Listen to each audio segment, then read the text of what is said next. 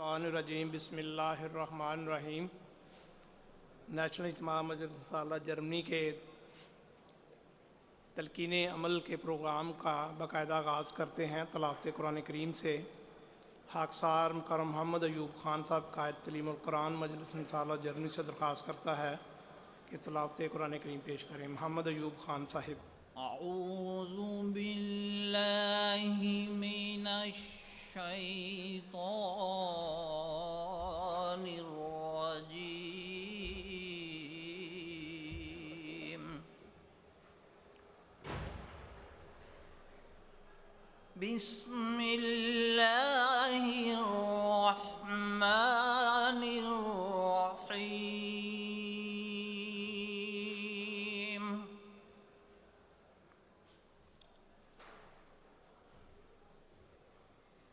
وَلْتَكُن مِّنكُمْ أُمَّةٌ يَدْعُونَ إِلَى الْخَيْرِ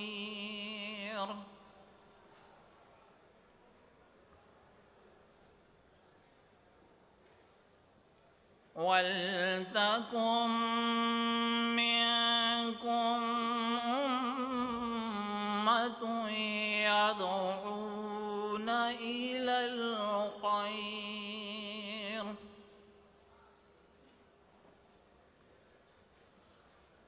ويأمرون بالمعروف وينهون عن المنكر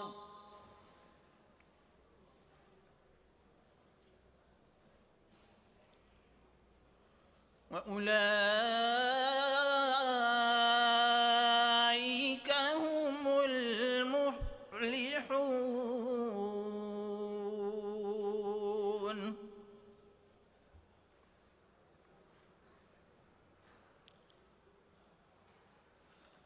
ولا تكونوا كالذين تفرقوا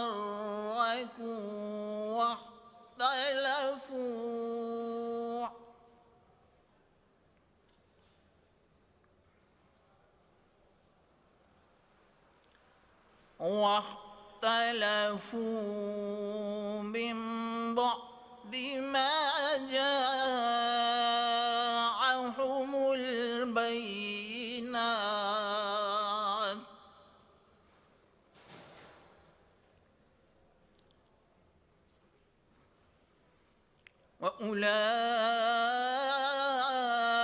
وأولئك لهم عذاب عظيم۔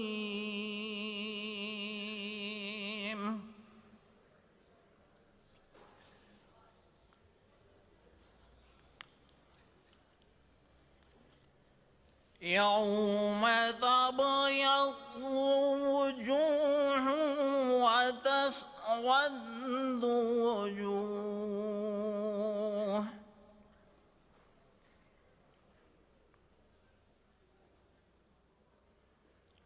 وأما الذين اسودت وجوههم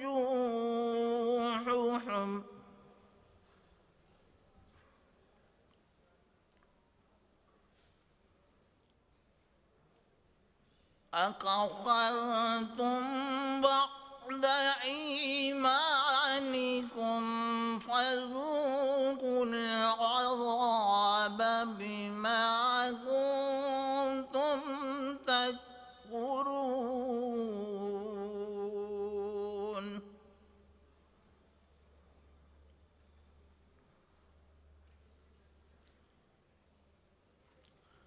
وأما الذين ابيضت وجوههم ففي رحمة الله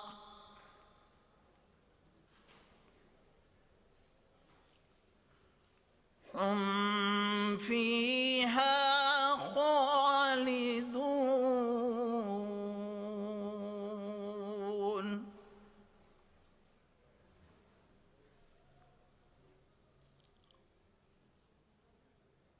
تلك آيات الله نتلوها عليك بالحق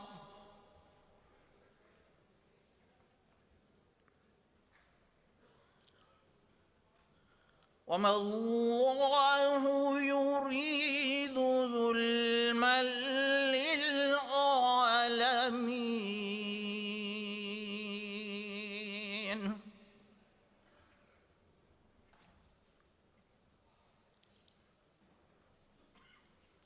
ولله ما في السماوات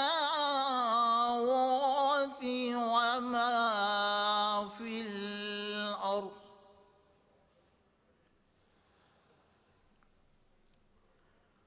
وإلى الله ترجع الأمور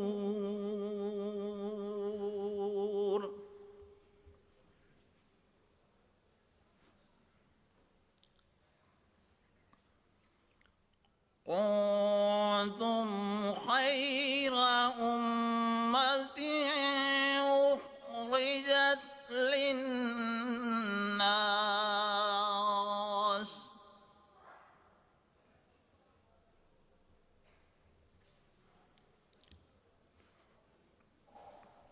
أخرجت للناس تأمرون بالمعروف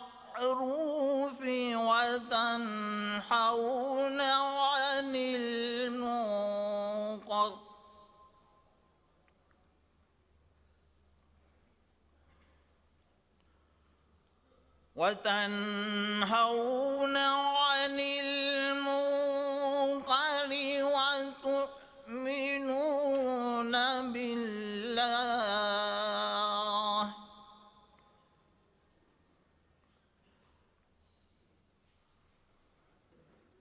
ولو آمن أهل الكتاب لكان خيرا لهم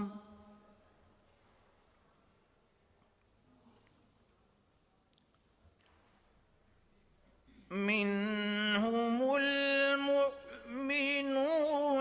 وأكثرهم الفاسقون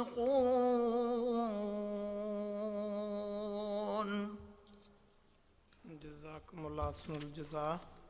ان آیات کا اردو ترجمہ مکرم فلاح الدین خان صاحب زی محلہ فرانکفورٹ۔ مکرم فلاح الدین خان صاحب۔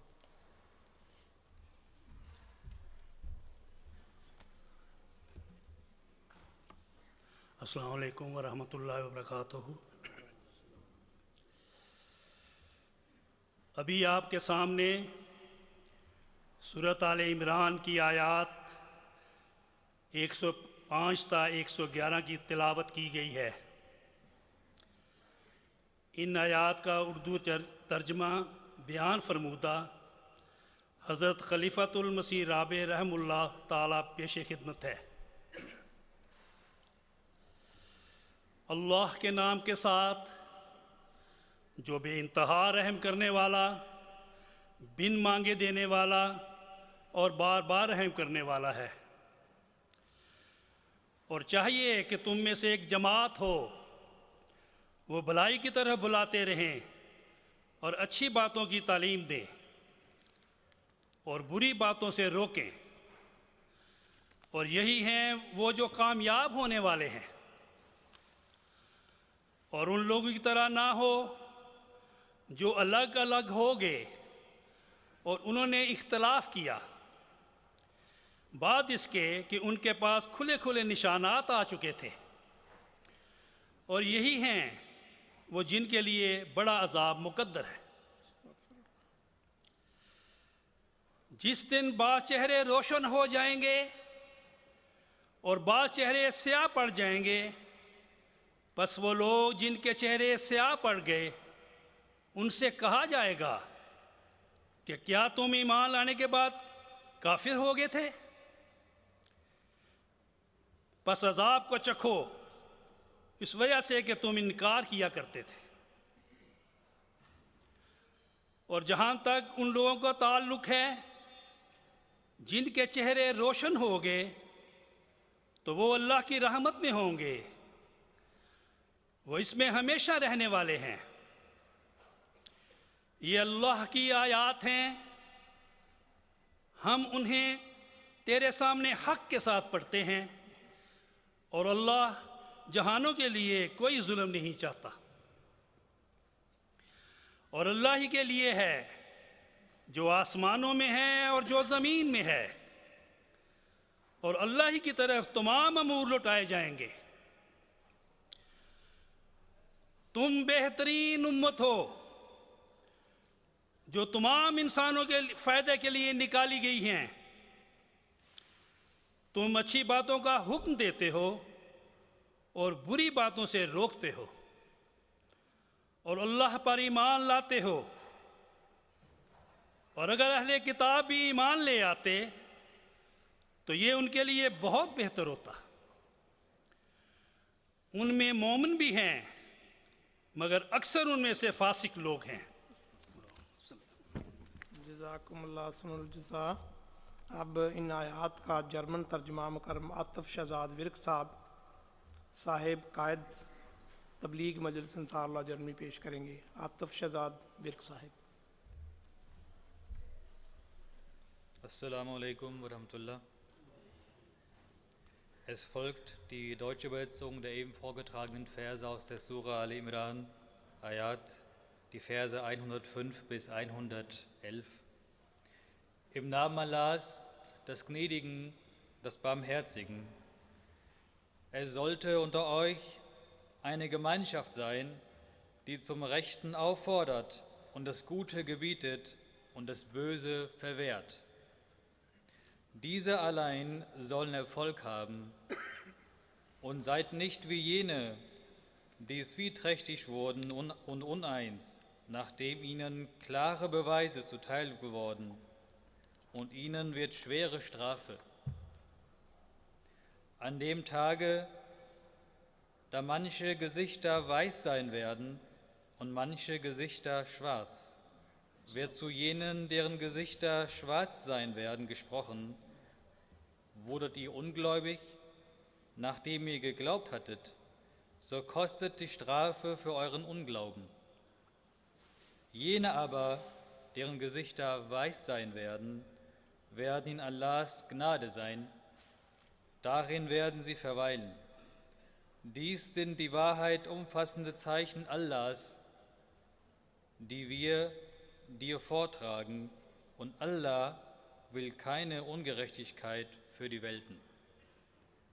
Allahs ist, was in den Himmeln und was auf Erden ist, und Allah sollen die Dinge vorgelegt werden. Ihr seid das beste Volk, hervorgebracht zum Wohl der Menschheit. Ihr gebietet das Gute und verwehrt das Böse und glaubt an Allah. Und wenn das Volk der Schrift auch diese Anweisung Allahs annehme, wahrlich würde es ihnen besser frommen. Manche von ihnen nehmen sie an, doch die meisten ihrer sind ungehorsam. Jazakumullah. جزاکم اللہ دنگشن۔ اب خاک صاحب مکرم مجیب مانگٹ صاحب سے درخواست کرے گا کہ حضرت مسلم موعود رضی اللہ عنہ کا کلام پیش کریں۔ مجیب اللہ مانگٹ صاحب۔ السلام علیکم ورحمۃ اللہ۔ منظوم کلام حضرت مسلم موعود رضی اللہ تعالیٰ عنہ، چند منتخب اشعار پیش خدمت ہیں۔ بڑھتی رہے خدا کی محبت، خدا کرے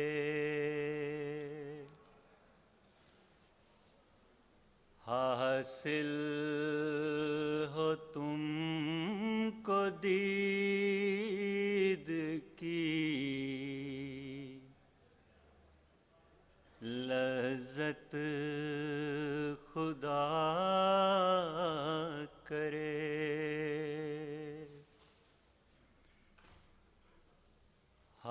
حاصل ہو تم کو دید کی لذت خدا کرے.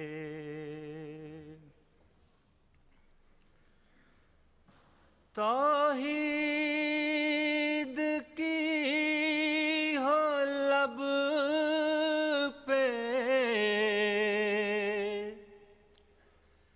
شہادت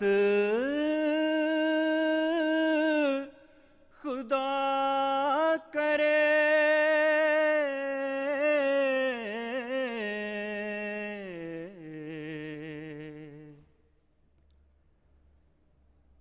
ایمان کی ہو دل میں حلاوت خدا کرے. ایمان کی ہو دل میں حلاوت خدا کرے.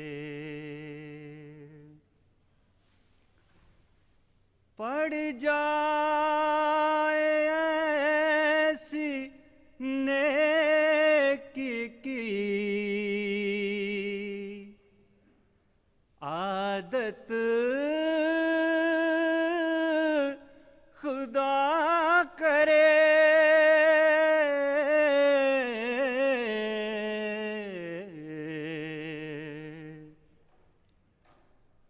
سرزد نہ ہو کوئی بھی شرارت خدا کرے. سرزد نہ ہو کوئی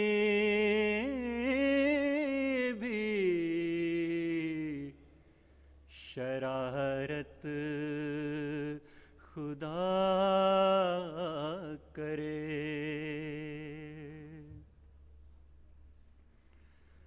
حاکم رہے دلوں پہ شریعت خدا کرے.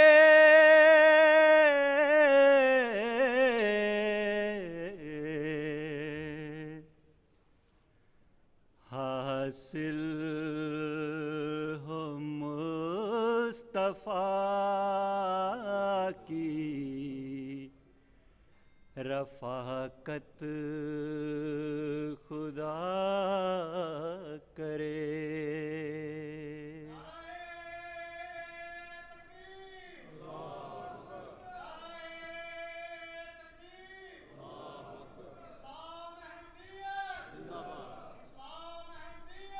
حاصل ہو مصطفیٰ کی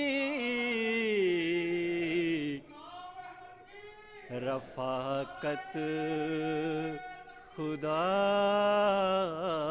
کرے. قائم ہو پھر سے حکم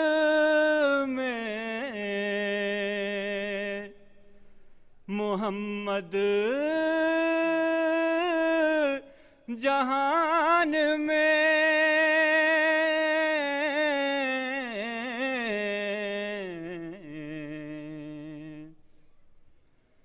ضائع نہ ہو تمہاری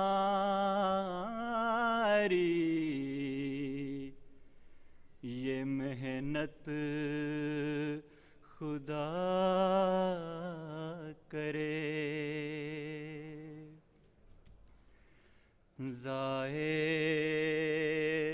نہ ہو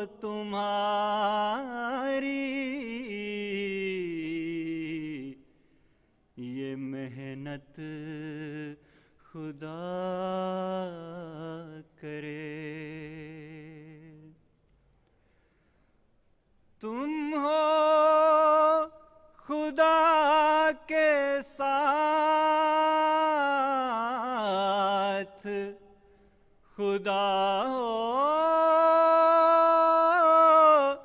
تمہارے ساتھ.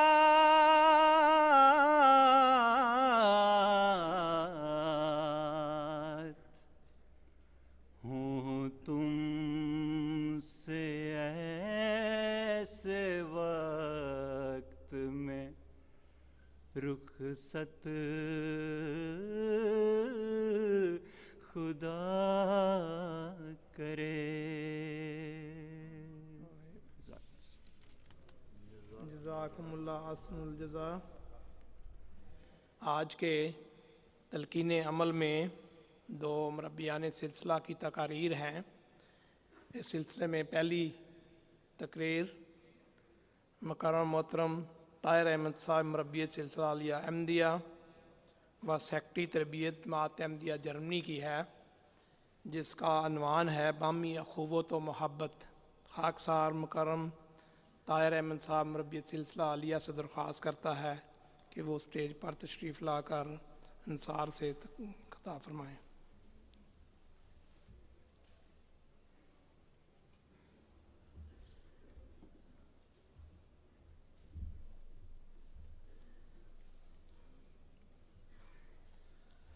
السلام علیکم ورحمۃ اللہ. اس سے قبل کہ محترم مربی صاحب اپنی تقریر کا آغاز کریں، خاکسار ایک دعا کی خاص درخواست کرنا چاہتا ہے کہ مکرم محترم صداقت احمد صاحب مبلغ انچارج جماعت احمدیہ جرمنی، آپ محسوس کر رہے ہوں گے کہ آج اور کل بھی ہمارے اجتماع میں شامل نہیں ہو سکے.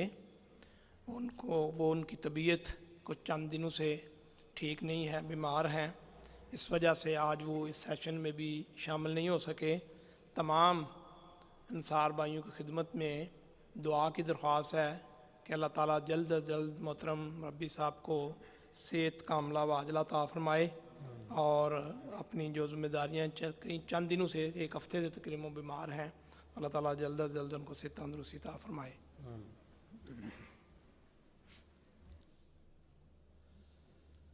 اشہد ان لا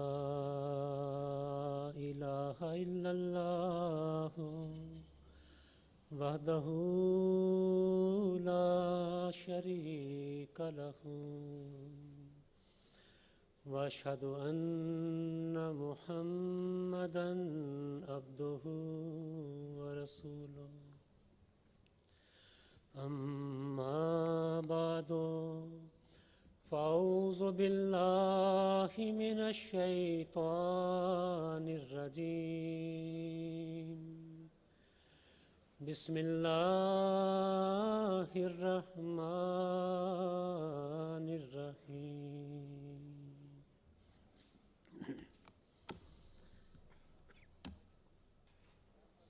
احباب کرام، انبیاء علیہم السلام کی بعثت سے پہلے جتنے بھی معاشرے ہیں وہ باہمی انتشار، عداوت، جھگڑوں کا شکار ہوتے ہیں. لوگ باہم دست و گریبان ہوتے ہیں. معمولی باتوں پر جھگڑے اور دشمنیاں ایسی کہ ختم ہونے کا نام نہیں لیتی. پھر اللہ تعالیٰ اپنی سنت کے موافق ان لوگوں کی ہدایت کے لیے اپنے انبیاء علیہم السلام کو مبعوث فرماتا رہا، تاکہ وہ الہی نور کے ذریعے سے بنی نوع انسان کو آگ کے گڑھے سے بچاتے ہوئے انہیں باہمی محبت اور اخوت کی لڑی میں پرو دیں. اس لحاظ سے جو شخص بھی اپنے آپ کو ان انبیاء علیہم السلام سے جوڑتا رہا، اسے اللہ تعالیٰ نے جو انعامات عطا فرمائے ان میں سے ایک عظیم الشان انعام یہ تھا کہ وہ اخوت اور بھائی چارے اور ایک لازوال محبت و مودت کے رشتہ میں بن گیا۔ اللہ تعالیٰ ان انبیاء علیہم السلام کی بدولت ان کے دلوں کو نہ صرف کینہ، بغض، نفرت اور باہمی عداوت سے پاک کرتا ہے، بلکہ ان کے دل باہمی محبت اور پیار سے بھر جاتے ہیں۔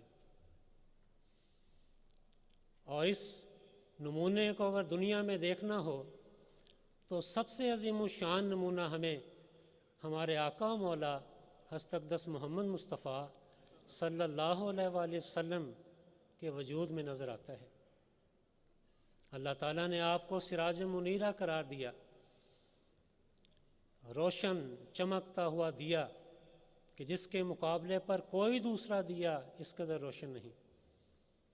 ہم دیکھتے ہیں کہ نبی کریم صلی اللہ علیہ وآلہ وسلم کی آمد کے ساتھ اللہ تعالیٰ عرب جیسے بگڑے ہوئے معاشرے میں محبت اور اخوت اور مودت کی ایسا عظیم الشان انقلاب پیدا کرتا ہے، ایسا عظیم الشان معجزہ دکھاتا ہے کہ جس کی نظیر کسی دوسری جگہ نہیں ملتی۔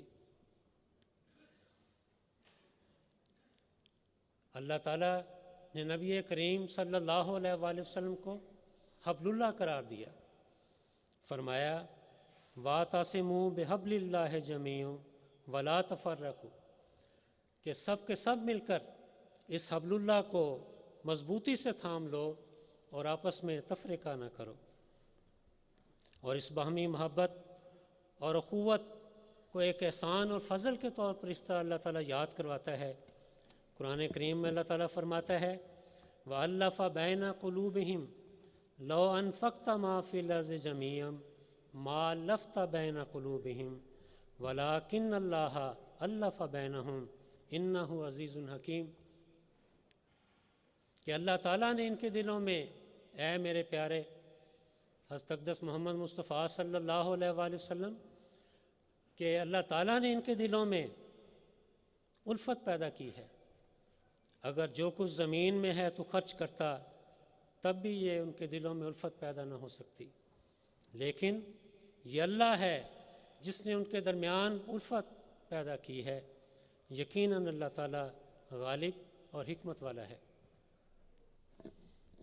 جب آن حضرت صلی اللہ علیہ وآلہ وسلم پر عرب کے واشی، ایک دوسرے کو قتل کرنے والے، ایک دوسروں کی عزتوں کو اچھالنے والے، بڑے لوگ چھوٹوں پر ظلم کرنے والے آن حضور صلی اللہ علیہ وآلہ وسلم پر ایمان لاتے ہیں، تو آپ پر ایمان لانے اور آپ کی تربیت کے نتیجہ میں وہ گوبر سونے کی ڈلی کی مانند چمکنے لگتا ہے۔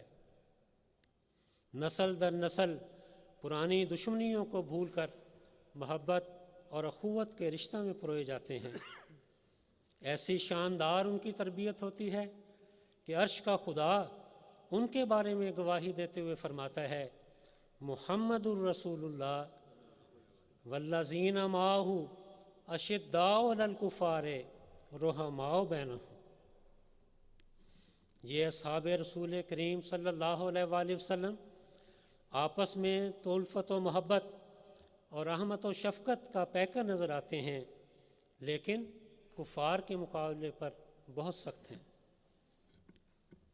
ہم دیکھتے ہیں کہ نبی کریم صلی اللہ علیہ وآلہ وسلم پر ایمان لانے کے نتیجے میں مدینہ میں اوس و خزرج کی پشت چلنے والی دشمنیاں ختم ہو جاتی ہیں۔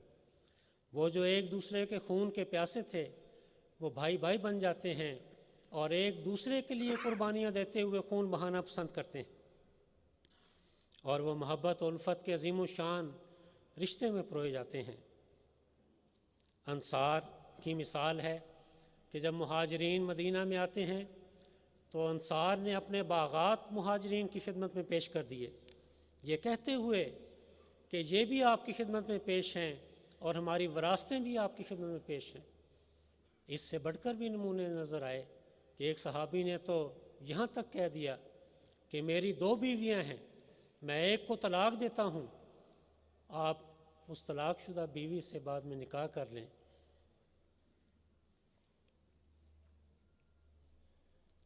اسی طرح یہ نمونے ہمیں اس سے بڑھ کر اثار و محبت کے کوئی ایک مثال نہیں بلکہ بے شمار مثالیں ہیں۔ عرب کا معاشرہ اس کو کیسے برداشت کر سکتا تھا؟ ناممکن سی بات ہے۔ مکہ میں دیکھ لیں، نبی کریم صلی اللہ علیہ وآلہ وسلم کی مخالفت کی ایک بہت بڑی وجہ یہی تھی کہ آپ پر تو غلام بھی ایمان لے آئے، آپ پر تو بڑے بڑے سردار بھی ایمان لے آئے، ہر طبقے نے آپ کے ہاتھ پر بیعت کی، لیکن وہ سب جب محبت کی لڑی میں پروئے گئے تو ایک ہو گئے۔ غلام غلام نہ رہا، سردار سردار نہ رہا۔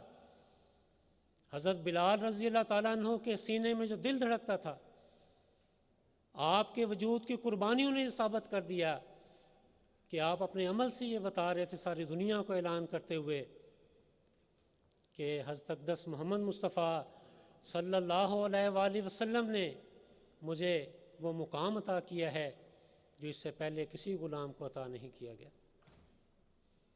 یہی مثالیں جب آگے بڑھتی ہیں تو وقت کی مناسبت سے ایک اور مثال آپ کی خدمت میں رکھ دیتا ہوں، جو ابھی چند دن پہلے ہم نے حضور انور عید اللہ تعالیٰ بن عزیز کی زبان مبارک سے بھی سنی ہے۔ یاد رکھنے والی مثال ہے۔ حضرت اکرمہ رضی اللہ تعالیٰ عنہ، اسی طرح حضرت سہیل بن عمر اور حارث بن حشام رضی اللہ تعالیٰ عنہ میدان جنگ میں پڑے ہوئے ہیں، آخری لمحات ہیں، پیاس لگتی ہے، ایک صحابی پانی لے کر حضرت اکرمہ کے پاس آتے ہیں اور پانی پیش کرتے ہیں۔ آپ پانی منہ کو لگانے کی بجائے، مشک کو منہ سے لگانے کی بجائے دوسری طرف اشارہ کر کے کہتے ہیں پہلے میرے اس بھائی کو پلاؤ۔ وہ دوڑ کر ان کے پاس جاتے ہیں، وہ پانی پینے کی بجائے ایک دوسرے صحابی کی طرف اشارہ کر کے کہتے ہیں پہلے ان کو پلاؤ۔ بظاہر چھوٹی سی مثال نظر آتی ہے، لیکن ایسا نمونہ ہے جسے ہم نے اپنی زندگیوں کا حصہ بنانا ہے۔ وہ صحابی واپس دوڑتے ہوئے حضرت اکرمہ کے پاس آتے ہیں تو دیکھتے ہیں وہ شہید ہو چکے ہیں، پھر دوڑتے ہوئے دوسرے صحابی کے پاس جاتے ہیں تو دیکھتے ہیں کہ وہ بھی اللہ کی راہ میں اپنی جان قربان کر چکے ہیں۔ ایک کے بعد دوسرے صحابی کے پاس دوڑتے ہوئے جاتے ہیں تو وہ سب کے سب اللہ کی راہ میں اپنی جو جان قربان کر چکے تھے۔ کیسا عظیم و شان انقلاب ہے جو اقدس محمد مصطفیٰ صلی اللہ علیہ وآلہ وسلم کے قدموں سے وابستہ ہونے کے نتیجے میں دنیا دیکھ رہی ہے۔ اسی لیے ہمارے آقا مولا حضرت اقدس محمد مصطفیٰ صلی اللہ علیہ وآلہ وسلم نے اپنے صحابہ کی تربیت ہی اس رنگ میں فرمائی، بار بار اس بات کی طرف آپ انہیں توجہ دلاتے تھے۔ حضرت ابو ہریرہ رضی اللہ تعالیٰ عنہ فرماتے ہیں کہ نبی کریم صلی اللہ علیہ وآلہ وسلم نے فرمایا کہ تم میں سے سب سے زیادہ میرے محبوب وہ ہیں جو بہترین اخلاق کے حامل ہوں، نرم خو ہوں، وہ لوگوں سے انس رکھتے ہوں اور لوگ ان سے مانوس ہوں، اور تم میں سب سے زیادہ مبغوض میرے نزدیک چغل خور، دوستوں کے درمیان جدائی ڈالنے والے اور بے گناہ لوگوں پر تہمت لگانے والے ہیں۔ پیارے نبی کریم صلی اللہ علیہ وآلہ وسلم نے مزید ارشاد فرمایا، مومن محبت کرنے والا ہوتا ہے اور اس سے محبت کی جاتی ہے۔ جو لوگ دوسروں سے محبت نہیں کرتے اور نہ ان سے محبت کی جاتی ہو، ان میں کوئی بھلائی نہیں۔ ایک مرتبہ نبی کریم صلی اللہ علیہ وآلہ وسلم نے دینی اخوت و بھائی چارے کی تعریف کرتے ہوئے ارشاد فرمایا اللہ تعالیٰ جس شخص کے ساتھ بھلائی کا ارادہ فرماتا ہے اسے ایسا نیک دوست عطا کر دیتا ہے کہ اگر یہ ذکر اللہ بھول جائے تو وہ اسے یاد دلاتا ہے، اور اگر اسے یاد ہو تو اس کی مدد کرتا ہے۔ تمام مسلمان بھائی ہیں، ایک بھائی دوسرے بھائی سے طبعاً محبت کرتا ہے، اور اخوت دراصل وہ بھائی چارہ ہے جس کی بنیاد مسلمانوں کی آپس میں محبت اور خیر خواہی پر استوار ہے۔ قرآن کریم میں یہ فرماتا ہے اللہ تعالیٰ کہ اگر دو بھائیوں کے درمیان ناراضگی اور رنجش پیدا ہو سکتی ہے، اور اگر ہو جائے، اس صورت میں ضروری ہے کہ صلح کروانے میں جلدی کی جائے۔ حضرت رسول کریم صلی اللہ علیہ وآلہ وسلم نے فرمایا کہ ایک مسلمان کے لیے جائز نہیں ہے کہ وہ اپنے بھائی سے 3 راتوں سے زیادہ قطع تعلق رکھے، اور یہ کہ وہ راستے میں ایک دوسرے سے ملیں تو منہ پھیر لیں۔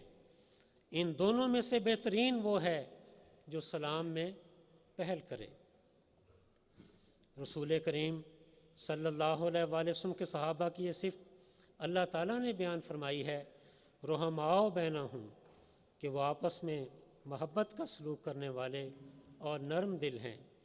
ایک دفعہ حضرت ابو بکر رضی اللہ تعالیٰ عنہ اور عمر رضی اللہ تعالیٰ عنہ میں کسی بات پر تکرار ہو گئی تو حضرت ابو بکر رضی اللہ تعالیٰ عنہ نبی کریم صلی اللہ علیہ وآلہ وسلم کی خدمت میں حاضر ہوئے۔ تھوڑی دیر کے بعد حضرت عمر رضی اللہ تعالیٰ عنہ بھی چلے آئے۔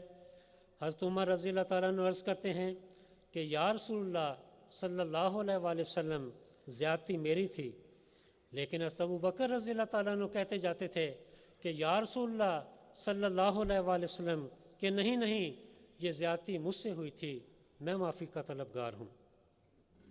اس کی مثالیں ہمیں بیان ہی اسی طرح کی مثال ہمیں سیدنا تقدس مسیح موعود علیہ الصلوۃ والسلام کے صحابہ میں بھی نظر آتی ہے۔ حضرت میر ناصر نواب صاحب رضی اللہ تعالیٰ عنہ کی صفت نمایاں تھی کہ ناراضگی کی صورت میں صلح میں جلدی کر دیا کرتے تھے اور پہل کرتے تھے، اور ہمیشہ بغض کو اور کینے کو اپنے دل سے نکالنے کی کوشش کرتے اور اسے دل میں کبھی جگہ نہ دیتے۔ حضرت یعقوب علی عرفانی صاحب رضی اللہ تعالیٰ عنہ بیان کرتے ہیں کہ وہ تعلیم الاسلام اسکول کے ہیڈ ماسٹر اور حضرت میر صاحب ناظم تھے۔ کسی معاملہ پر اختلاف ہو گیا، مگر حضرت مولوی عبد الکریم صاحب رضی اللہ تعالیٰ عنہ کے سمجھانے پر عرفانی صاحب نے میر صاحب سے معذرت کا ارادہ کر لیا۔ اتنے میں کیا دیکھتے ہیں کہ خود حضرت میر صاحب تشریف لائے اور بآواز بلند السلام علیکم کہہ کر عرفانی صاحب سے بغل گیر ہو کر صلح میں پہل کر کے دکھا دی۔ ایک دفعہ حضرت میر صاحب کی میاں علا دین فلاسفر صاحب سے کسی بات پر تکرار ہو گئی اور فلاسفر صاحب پر کچھ زیادتی ہو گئی۔ معاملہ حضرت مسیح موعود علیہ الصلوۃ والسلام تک پہنچا۔ آپ نے فلاسفر صاحب کے حق میں فیصلہ کر دیا۔ حضرت میر صاحب اور بعض دوسرے دوستوں نے فلاسفر صاحب سے معافی چاہی، اور میر صاحب سب سے پہلے پہنچے اور انہوں نے معافی مانگنے میں ذرا بھی تعامل نہیں کیا۔ یہ وہ عظیم الشان نمونے ہیں جو اللہ تعالیٰ نے ہمیں عطا فرمائے ہیں۔ صحابہ کرام رضی اللہ تعالیٰ عنہم کے ذریعے سے انہیں ہم نے اپنی زندگیوں کا حصہ بنانے کی کوشش کرنی ہے۔ حضرت امام حسن اور حضرت امام حسین رضی اللہ تعالیٰ عنہ کا واقعہ ہے کہ دونوں بھائیوں میں ناراضگی ہوتی ہے۔ اگلے دن کیا دیکھتے ہیں کہ حضرت امام حسین رضی اللہ تعالیٰ عنہ صبح صبح دوڑتے ہوئے جا رہے ہیں۔ کسی نے پوچھا کہ امام صاحب کہاں جا رہے ہیں؟ آپ نے جواب دیا کہ اپنے چھوٹے بھائی سے معافی مانگنے کے لیے جا رہا ہوں۔ ان صحابی نے کہا کہ زیادتی تو ان کی طرف سے ہوئی تھی۔ دیکھیں کیسا خوبصورت جواب ہے۔ اس جواب کو ہمیں یاد رکھنے کی کوشش کرنی چاہیے۔ حضرت امام حسن رضی اللہ تعالیٰ نے فرمایا کہ اسی لیے تو میں جلدی کر رہا ہوں کہ وہ مجھ سے پہلے معافی نہ مانگ لے، اور اس طرح دنیا میں بھی مجھ پر زیادتی کر کے پھر آخرت میں بھی مجھ سے آگے نہ بڑھ جاوے اور دنیا و آخرت میں پیچھے رہ جاؤں۔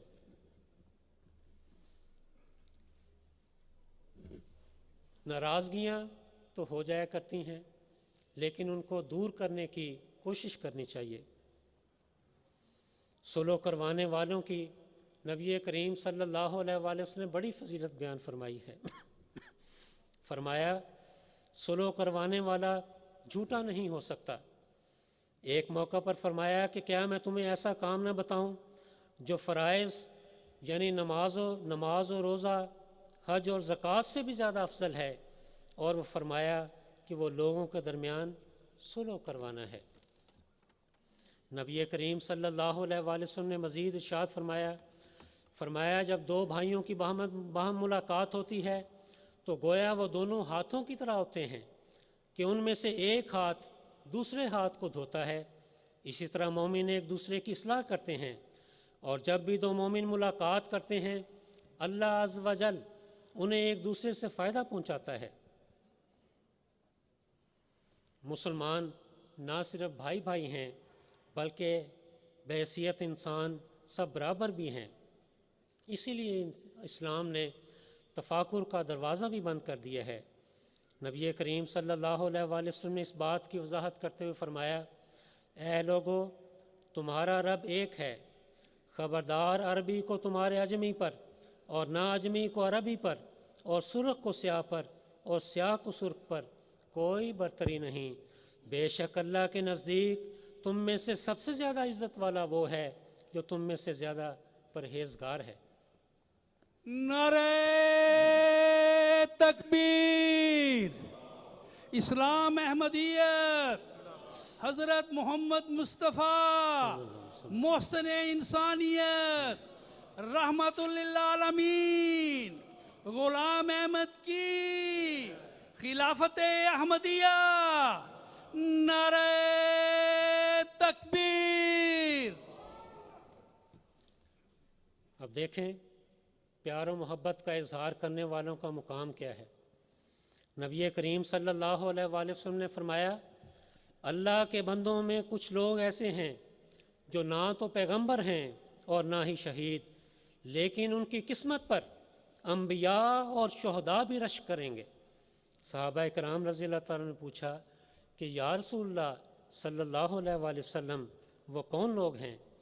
आप सल्लल्लाहु अलैहि वसल्लम ने जवाब दिया, ये वो लोग हैं जो बग़ैर किसी गरज के महज लिल्लाह, महज अल्लाह की खातिर एक दूसरे से मोहब्बत करते हैं। अल्लाह की कसम, उनके चेहरे चमक रहे होंगे और वो बुलंद मर्तबे पर होंगे। उन्हें कोई डर न होगा जबकि लोग डर रहे होंगे और उन्हें कोई गम न होगा जबकि लोग गमज़दा होंगे। अब यहाँ पर एक छोटी सी बात आपकी खिदमत में रखनी चाहता हूँ, और वो ये है कि इस दौर में अल्लाह ताला ने जमात अहमदिया के ज़रिए से उस अख़ुवत व मोहब्बत को ज़िंदा किया है जिसकी मिसाल सहाबा कराम रज़ी अल्लाह ताला अन्हुम के अंदर मिलती है। और दुश्मन भी इस बात को समझता है। वो जानता है कि जब एक अहमदी को तकलीफ़ दी जाए तो दुनिया में करोड़ों अहमदी तकलीफ़ महसूस करते हैं। वो जानता है कि जब एक अहमदी को खुशी पहुंचती है तो दुनिया में करोड़ों अहमदी अपने घरों में खुशियों का इजहार कर रहे होते हैं। क्यों? इसलिए कि इनकी खुशियाँ भी साझी हैं और इनके गम भी साझे हैं। एक ज़ुबानी रवायत है, यहाँ जलसा सालाना के मौके पर अफ्रीका से एक मुरब्बी सिलसिला तशरीफ़ लाए। खाकसार ने उनसे दरख्वास्त की कोई वाक़या सुनाएं। अजीब वाक़या उन्होंने सुनाया है। ये नबी करीम सल्लल्लाहु अलैहि वसल्लम फरमाया कि उनके चेहरे क़यामत के दिन खुदा के नूर से चमक रहे होंगे। अब देखें ये कैसे अल्लाह ताला ने अहमदियत को वजूद अता किए हैं। कहते हैं कि एक दिन मैं सेंटर में बैठा हुआ था, एक गरीब अहमदी, अफ्रीकन अहमदी मेरे पास आते हैं जो बामुश्किल अपने बच्चों को एक दिन की रोटी कमा कर खिलाते थे।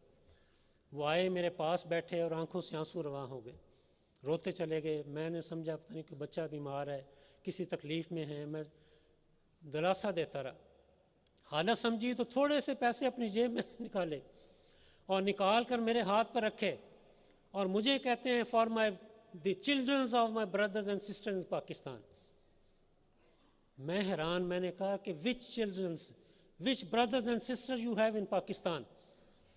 तो मुझे जवाब देते हुए कहते हैं कि वो मेरे भाई जो अल्लाह की राह में लाहौर में शहीद हुए हैं, ये उनके बच्चों के लिए मैंने ये पैसे जमा किए हैं, ये उन तक पहुंचाने।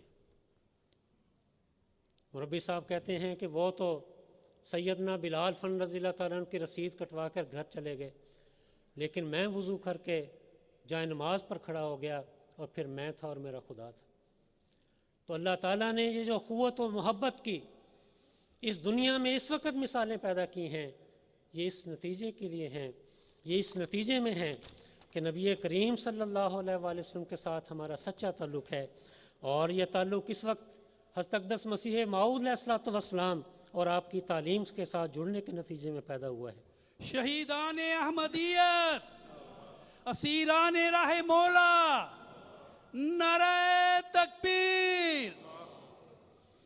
नबी करीम सल्लल्लाहु अलैहि वसल्लम ने फरमाया कि अल्लाह ताला क़यामत के दिन फरमाएगा, कहाँ हैं वो लोग جو میرے جلال اور میری عظمت کے لیے ایک دوسرے سے محبت کرتے تھے، آج جب کہ میرے سائے کے سوا کوئی سایہ نہیں، میں انہیں اپنے سایہ رحمت میں جگہ دوں۔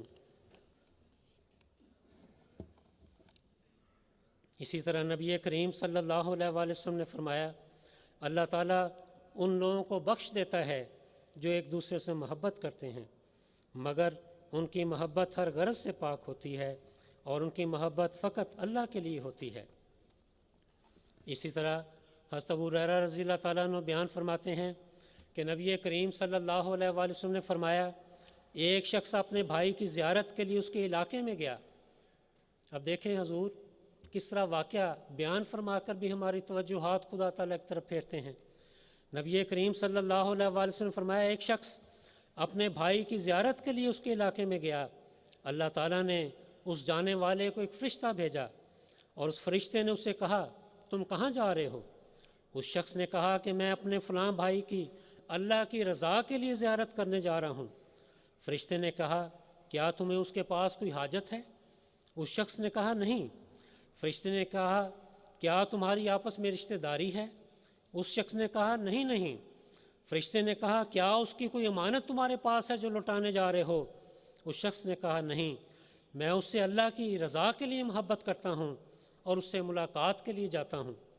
تو پھر اس پر فرشتے نے کہا، میں اللہ کی طرف سے تمہیں یہ پیغام دینے آیا ہوں کہ جس طرح تو اس بھائی سے محبت کرتا ہے، اللہ بھی تجھ سے محبت کرتا ہے۔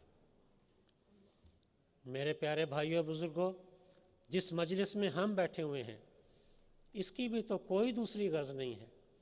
اس مجلس کی بھی تو ایک ہی غرض ہے کہ اللہ کی محبت کی خاطر اخوت و محبت کو مضبوط کرنے کے لیے اور دنیا کے سامنے ایک اچھا نمونہ پیش کرنے کے لیے اور آپس میں اس اخوت و محبت کو پریکٹس کرنے کے لیے یہ اجتماعات رکھے جاتے ہیں۔ یہی ان کا مقصد ہے، اور ہم سب بھی آج خدا تعالیٰ کی رضا کے لیے اکٹھے ہوئے ہیں، اور اگر ہماری نیتیں یہی ہیں تو ہمیں یاد رکھنا چاہیے کہ پھر نبی کریم صلی اللہ علیہ وسلم نے ہمارے متعلق فرمایا ہوا ہے کہ یقیناً اللہ تعالیٰ ہماری نیتوں کے موافق ہم سے محبت اور پیار کا سلوک فرمائے گا، جیسے کہ یہ خوشخبری نبی کریم صلی اللہ علیہ وسلم نے ہمیں عطا فرمائی جو ابھی ہم نے سنی ہے۔ نبی کریم صلی اللہ علیہ وسلم نے فرمایا، قسم اس ذات کی جس کے ہاتھ میں میری جان ہے، تم لوگ اس وقت تک جنت میں نہیں جا سکو گے جب تک کہ ایمان نہ لے آؤ، اور تم اس وقت تک مومن نہیں ہو سکتے جب تک کہ آپس میں محبت نہ کرنے لگو۔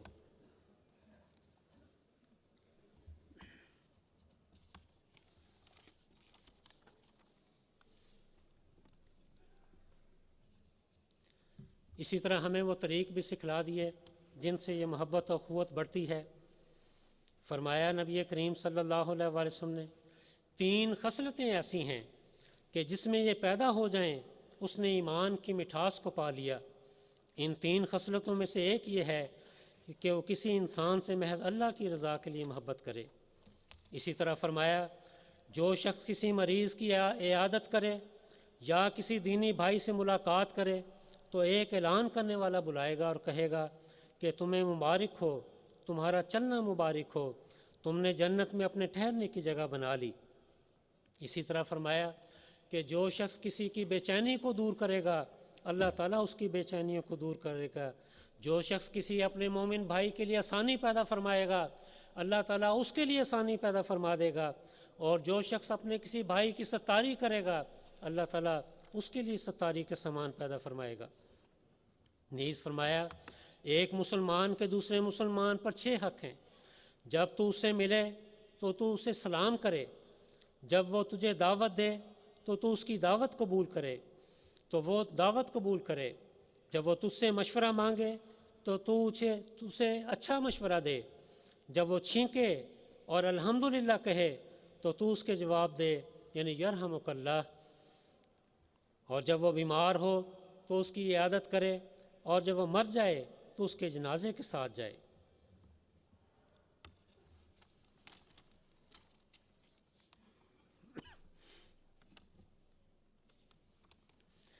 نبی کریم صلی اللہ علیہ وآلہ وسلم کی مجلس میں ایک مرتبہ ایک صحابی تشریف لائے۔ انہوں نے آ کر نماز ادا کی اور جب چلے گئے تو نبی کریم صلی اللہ علیہ وآلہ وسلم نے فرمایا کہ یہ جنتی ہے۔ پھر ایک مرتبہ وہی صحابی تشریف لائے، آ کر نماز پڑھی، نماز کے بعد گئے تو نبی کریم صلی اللہ علیہ وآلہ وسلم نے فرمایا یہ جنتی ہے۔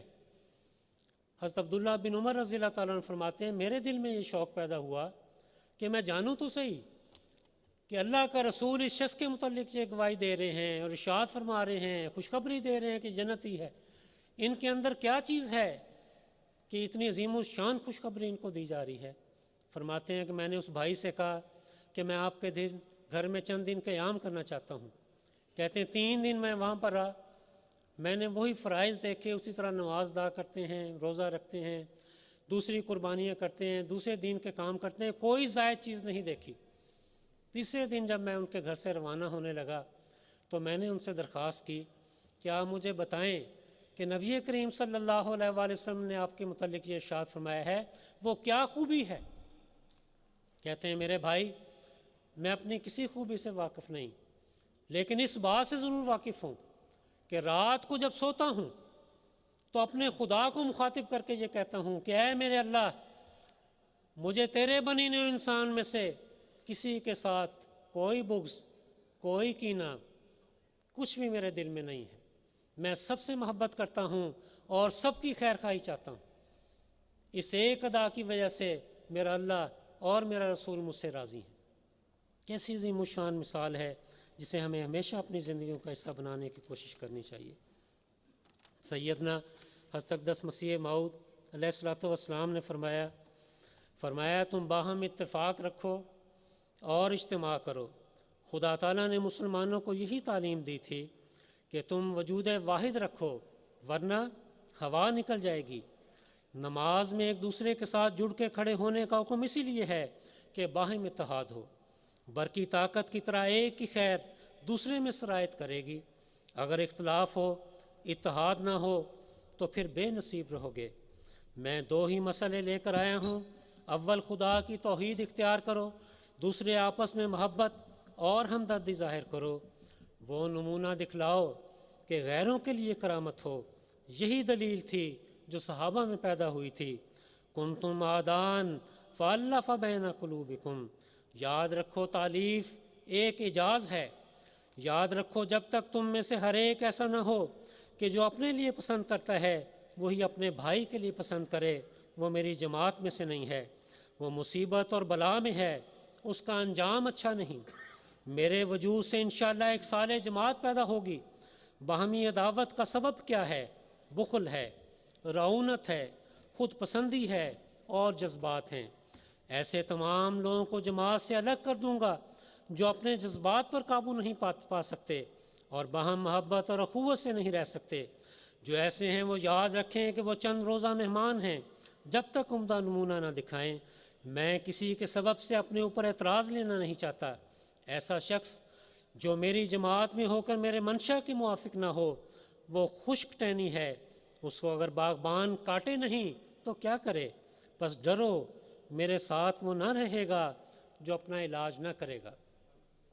اس میں مسیح موعود علیہ الصلوۃ والسلام نے فرمایا کہ ایسا نمونہ دکھاؤ جو غیروں کے لیے کرامت ہو۔ اس کی ایک چھوٹی سی مثال آپ کے سامنے رکھتا ہوں۔ اسٹونیا سے ایک خاندان جو دہریہ تھا، اس کو بڑی کوشش کی ہم نے کہ وہ یہاں جلسے پر آئیں۔ 1 سال دعوت دی، دوسرے سال دعوت دی، مرد تیار تھا آنے کے لیے۔ ان کی جو بیوی تھیں، اہلیاں تھیں، وہ کہتی تھی ہم نے ہرگز مسلمانوں کے اجلاس میں نہیں جانا، کچھ پتہ نہیں وہاں دھماکے ہو جائیں، کچھ پتہ نہیں گولیاں چل جائیں۔ لیکن بار بار درخواست کرنے کے نتیجے میں آخر کار تیسرے سال آ گئے۔ پہلے دن ہی ایک ایسا واقعہ ہوتا ہے کہ اس خاندان کی اللہ تعالیٰ کایا پلٹ کر رکھ دیتا ہے۔ وہ خاتون بیان کرتی ہیں کہ میں پہلے دن اپنے خاوند کے ساتھ مردوں کی طرف گئی تو مجھ سے کہا گیا کہ عورتیں علیحدہ ہیں، وہاں جاؤ۔ بہرحال میں ڈرتی ڈرتی وہاں چلی گئی۔ ابھی اندر داخل ہو کر ادھر ادھر پھر ہی رہی تھی کہ کیا کروں، کہ سامنے مجھے یہ معلوم نہیں تھا، چھوٹی سی رسی تھی جسے اس لیے لگایا گیا تھا کہ وہاں سے کراس نہیں کرنا، لیکن میں چاہ رہی تھی کہ وہیں سے کراس کروں۔ اب مجھے تو آداب کا معلوم نہیں تھا کہ کیا آداب ہیں، اور میں ایک دفعہ میں نے کوشش کی ٹانگ اٹھا کر، تو پھر ڈر گئی کہ میں گر نہ جاؤں۔ کہتی ہیں ابھی میں نے دوسری مرتبہ ٹانگ اٹھانے کے لیے اٹھائی کہ 2 بچے دوڑتے ہوئے آئے، چھوٹے چھوٹے بچے۔ ایک بچے نے دائیں طرف سے ٹانگ رکھ دی اور دوسرے بچے نے بائیں طرف سے ٹانگ رکھ دی، اور مجھے ہاتھ سے اشارہ کیا کہ آنٹی آپ گزر جائیں۔ وہ کہتی ہیں کہ میں گزر کر میں نے پیچھے دیکھا تو بچے دوڑ کر واپس چلے گئے۔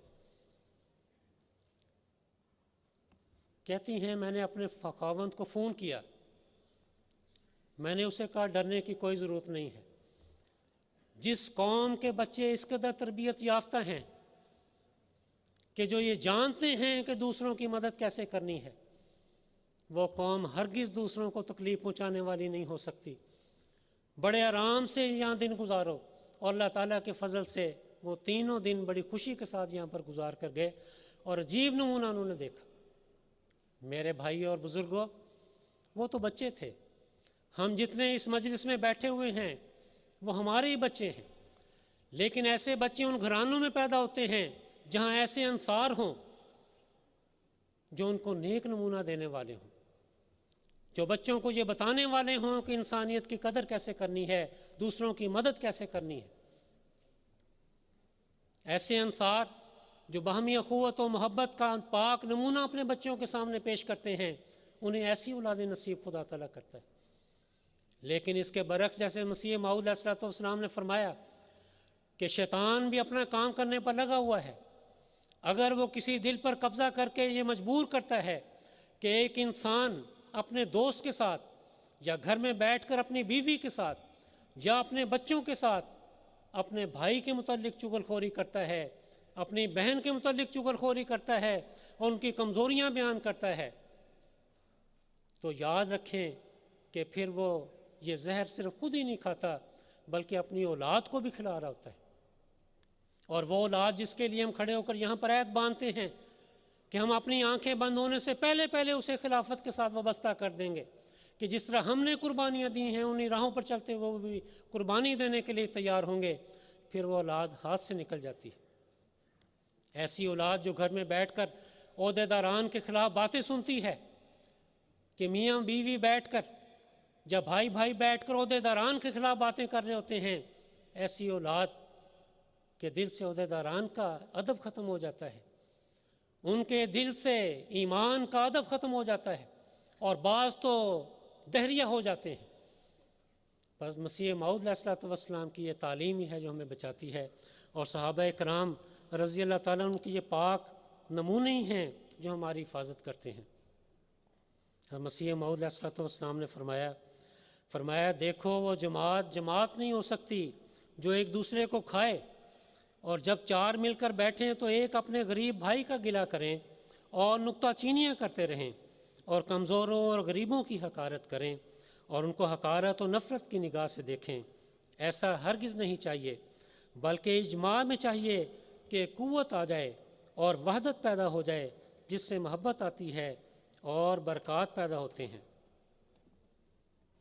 فرمایا تم آپس میں جلد صلح کرو اور اپنے بھائیوں کے گناہ بخشو، کیونکہ شریر ہے وہ انسان جو اپنے بھائی کے ساتھ صلح پر راضی نہیں، وہ کاٹا جائے گا، کیونکہ وہ تفرقہ ڈالتا ہے۔ تم اپنی نفسانیت ہر ایک پہلو سے چھوڑ دو اور باہمی ناراضگی جانے دو، اور سچے ہو کر جھوٹے کی طرح تزلزل کرو تا تم بخشے جاؤ۔ نفسانیت کی فربہی چھوڑ دو کہ جس دروازے کے لیے تم بلائے گئے ہو اس میں سے ایک فربہ انسان داخل نہیں ہو سکتا۔ کیا ہی بدقسمت وہ شخص ہے جو ان باتوں کو نہیں مانتا جو خدا کے منہ سے نکلیں اور میں نے بیان کی۔ تم اگر چاہتے ہو کہ آسمان پر تم سے خدا راضی ہو اور تم باہم ایسے ایک ہو جاؤ جیسے ایک پیٹ میں سے 2 بھائی، تو تم میں سے زیادہ بزرگ وہی ہے جو زیادہ اپنے بھائی کے گناہ بخشتا ہے، اور بدبخت ہے وہ جو ضد کرتا ہے اور نہیں بخشتا۔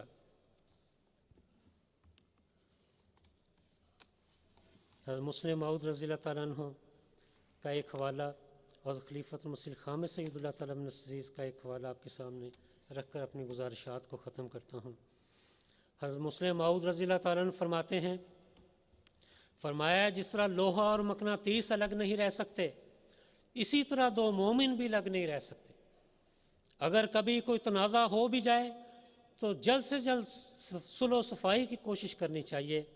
रसूल करीम सल्लल्लाहु अलैहि वसल्लम फरमाते हैं कि जो शख्स पहले सुलह करे वो 500 साल पहले जन्नत में दाखिल किया जाएगा। फरमाया बस याद रखो अफ़व, रहम, अखुवत इस्लामी और महब्बत ये वो चीज़ें हैं जो असासे इस्लाम हैं। बस चाहिए कि आपस में महब्बत और प्यार हो। इस्लाम तो कहता है तुम गैरों से भी महब्बत करो। मैं अपनी जमात को नसीहत करता हूँ कि महब्बत और इखलास को आपस में बढ़ाओ, कि हर शख्स दूसरों के मामलात को अपने मामलात महसूस करे। सैयदना हज़रत खलीफतुल मसीह ख़ामिस अय्यदुल्लाह ताला बिन अज़ीज़ फरमाते हैं, फरमाया एहसान का तकाज़ा ये है कि खुदा ताला की रस्सी को मज़ीद मजबूती से पकड़ते हुए उसके हुक्मों पर अमल किया जाए, अपने भाइयों के हकूक़ अदा किए जाएं और यूँ अल्लाह का प्यार भी हासिल किया जाए। और जहाँ हम इस तरह अल्लाह ताला का प्यार हासिल कर रहे होंगे वहाँ आपस की महब्बत और प्यार और एक दूसरे का ख्याल रखने की वजह से आपस में मजबूत बंधन में बंध रहे होंगे। और जब हम इस तरह बंधे हुए होंगे और अल्लाह की रस्सी को थामे हुए उसके अहकामात पर अमल कर रहे होंगे तो हमारा एक रोब कायम होगा जो मुखालिफिन के हर हमले से हमें महफूज रखेगा। वरना अल्लाह ताला फरमाता है कि तुम्हारा जमाती वक़ार भी जाता रहेगा और तुम्हारे अंदर बुज़दिली भी पैदा हो जाएगी। जैसा कि फरमाया अतीउल्लाह व रसूलहू वला तनाज़ऊ फ़तफ़शलू व तज़हबा रिहुकुम वस्बिरू इन्नल्लाह मअस साबिरीन। और अल्लाह की इताअत करो और उसके रसूल की और आपस में मत झगड़ो वरना तुम बुज़दिल बन जाओगे और तुम्हारा रोब जाता रहेगा। और सब्र से काम लो, यकीनन अल्लाह ताला सब्र करने वालों के साथ है। बस हमें हमेशा इस कोशिश में रहना है बहैसियत अहमदी के, बहैसियत एक नासिर के, कि हमने आपस में महब्बत और अखुवत की फ़ज़ा को पैदा करना है और उसकी हिफाजत करनी है। और शैतान को कामयाब नहीं होने देना जो ये चाहता है कि भाई को भाई से लड़ा दे कि वो उसका मुंह भी देखना पसंद न करे, बल्कि हमने शैतान की हर कोशिश को नाकाम व नामुराद कर देना। अपने सर को खुदा के हुज़ूर झुकाते हुए खुदा की रज़ा के लिए अपने भाई को अपने सीने से लगाना है। और मसीह मऊद अलैहिस्सलाम ने जिस नरम दिली और जिस बाहमी अखुवत और मुआख़ात की बुनियाद इस दौर में रखी है उसकी हमने हिफाजत करनी है और हिफाजत करते चले जाना है। यही हमारी ज़िंदगियों का मकसद है और यही वो हालत है जिस हालत में हम अपने खुदा की तरफ लौट कर जाते हैं तो अल्लाह ताला की तरफ से यकीनन फिर हमारे लिए ये आवाज़ आएगी कि या अय्युहन नफ्सुल मुतमइन्ना इरजिई इला रब्बिक राज़ियतम मर्ज़िया फ़दख़ुली फ़ी इबादी वदख़ुली जन्नती। कि ऐ नफ्स मुतमइन्ना जिसने मेरे अहकामात के तहत रहते हुए अपनी ज़िंदगी गुजारी है, आज तेरी मेहमान नवाजी के लिए मैं तैयार हूँ और मेरे फरिश्ते तेरी मेहमान नवाजी के लिए तैयार हैं। आज मेरी जन्नतों में दाखिल हो जा और मेरे बंदों में दाखिल हो जा। अल्लाह करे कि हम आपस के ताल्लुकात में महब्बत और मवद्दत के जज्बात और एक दूसरे के लिए रहम को बढ़ाने वाले हों। हम वो जमात बन जाएं जो मसीह मऊद अलैहिस्सलाम और हमारे आका मौला हज़रत अक़दस मोहम्मद मुस्तफ़ा सल्लल्लाहु अलैहि वसल्लम के इरशादात की रोशनी में जिस तरह उनकी ख्वाहिश थी आप हमें बनाना चाहते थे वैसे ही बन जाएं और दुनिया को हम अमन अता करने वाले हों। दुनिया में अमन की ज़मानत हम हैं, इसकी अल्लाह ताला हमें तौफ़ीक़ अता फ़रमाता चला जाए। अल्लाहुम्मा सल्लि अला मुहम्मदिन वला आलि मुहम्मदिन वला अब्दिकल मसीहिल मऊद व बारिक वसल्लिम इन्नका हमीदुम मजीद। नारे तकबीर। इस्लाम अहमदियत हज़रत मोहम्मद मुस्तफ़ा हज़रत ख़ातमुल अंबिया मोहसिन इंसानियत रहमतुल लिल आलमीन गुलाम अहमद की खिलाफत अहमदिया हज़रत खलीफतुल मसीह ख़ामिस हज़रत खलीफतुल मसीह ख़ामिस जमात अहमदिया आलमगीर नेशनल इज्तिमा जर्मनी। नारे तकबीर। जज़ाकुमुल्लाह आसन इल्ज़ाम। रब्बी साहब अल्लाह ताला आपके इल्म और फ़ान में बरकत डाले और आपने जो नसाए कुरान करीम حضرت مسیح موعود علیہ السلام اور صحابہ حضرت محمد مصطفیٰ صلی اللہ علیہ وسلم کی مثالوں کے ساتھ ہمارے سامنے پیش کی ہیں، اللہ تعالی ہم سب کو اس پر عمل کرنے کی توفیق عطا فرمائے۔ آج کے تلقین عمل کی جو دوسری تقریر ہے یہ مکرم محترم شمشاد احمد قمر صاحب، مربی سلسلہ عالیہ احمدیہ اور پرنسپل جامعہ احمدیہ جرمنی کی ہے۔ آپ کی تقریر کا عنوان ہے خلیفہ وقت سے وابستگی اور انصار اللہ کی ذمہ داریاں۔ خاکسار مکرم شمشاد احمد سے درخواست کرے گا کہ تشریف آ کر تقریر فرمائیں۔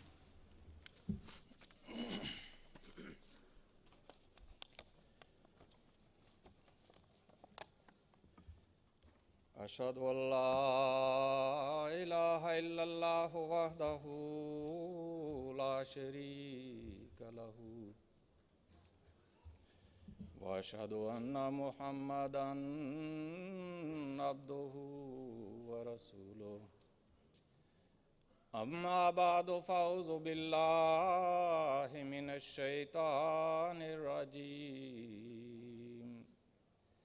بسم اللہ الرحمن الرحیم والعصر ان الانسان لفی خسر الا الذین آمنوا وعملوا الصالحات وتواصوا بالحق وتواصوا بالصبر۔ جیسا کہ ابھی آپ نے سماعت فرمایا کہ خاکسار کو خلافت سے وابستگی اور انصار اللہ کی ذمہ داریاں کے حوالے سے آپ دوستوں کے سامنے کچھ عرض کرنے کا ارشاد ہوا ہے۔ ایک وکیل بیان کرتے ہیں کہ ان کے سامنے ایک ان کے دوست تھے، ان کا کیس آیا، ان کا اپنے والد کے ساتھ کوئی جھگڑا تھا جائیداد کا، تو اس حوالے سے ان کے درمیان جو بھی طے پایا، جو فیصلہ ہوا، اس کے مطابق میں اس دوست کے ساتھ اس کے والد کے گھر گیا۔ والد ملے اور وہ اندر گئے، چیک بک اٹھا کے لائے، 70 لاکھ کا چیک کاٹا اور اپنے اس بیٹے کو دیتے ہوئے وہ کہنے لگے کہ یہ پکڑو اور اس گھر سے باہر چلے جاؤ اور آج کے بعد مجھے اپنی شکل نہیں دکھانی۔ وہ کہتے ہیں کہ وہ فلم ساز تھا وہ میرا دوست، اس کے بعد اس کا باپ اسے کبھی نہیں ملا۔ اس کا فلموں کا کاروبار تھا، اس کے بعد اس نے بڑی دولت کمائی، پیسہ کمایا، لیکن بعد میں وہ ایسی حالت میں فوت ہوا کہ اس کے وفات کے وقت اور اس کی تدفین کے وقت اس کی اولاد میں سے بھی کوئی اس کے پاس موجود نہیں تھا۔ اس کے دوسرے دوستوں نے، محلے داروں نے یا دیگر جو افراد تھے انہوں نے اس کی تدفین بھی کی۔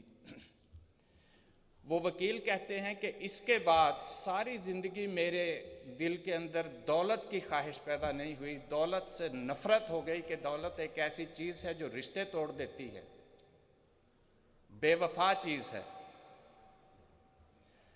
انسان ساری زندگی مختلف چیزوں کے حصول کے لیے کوشش کرتا رہتا ہے، ان کے پیچھے بھاگتا رہتا ہے، لیکن وہ چیزیں بے وفائی کر جاتی ہیں، وفا نہیں ملتی۔